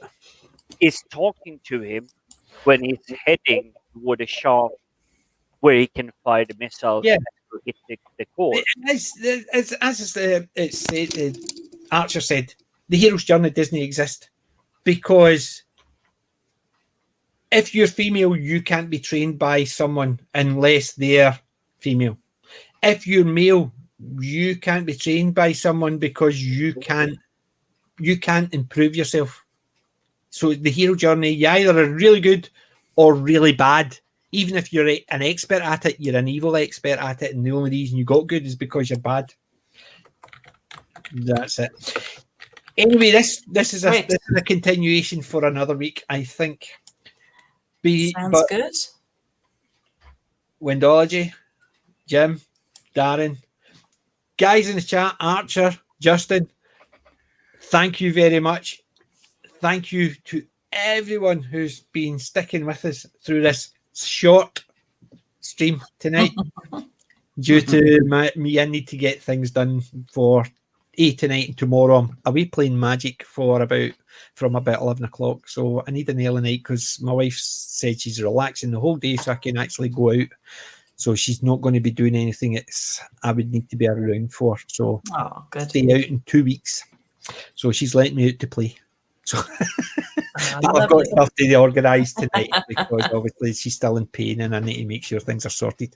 So that's why the stream is ending so abruptly, ladies and gents.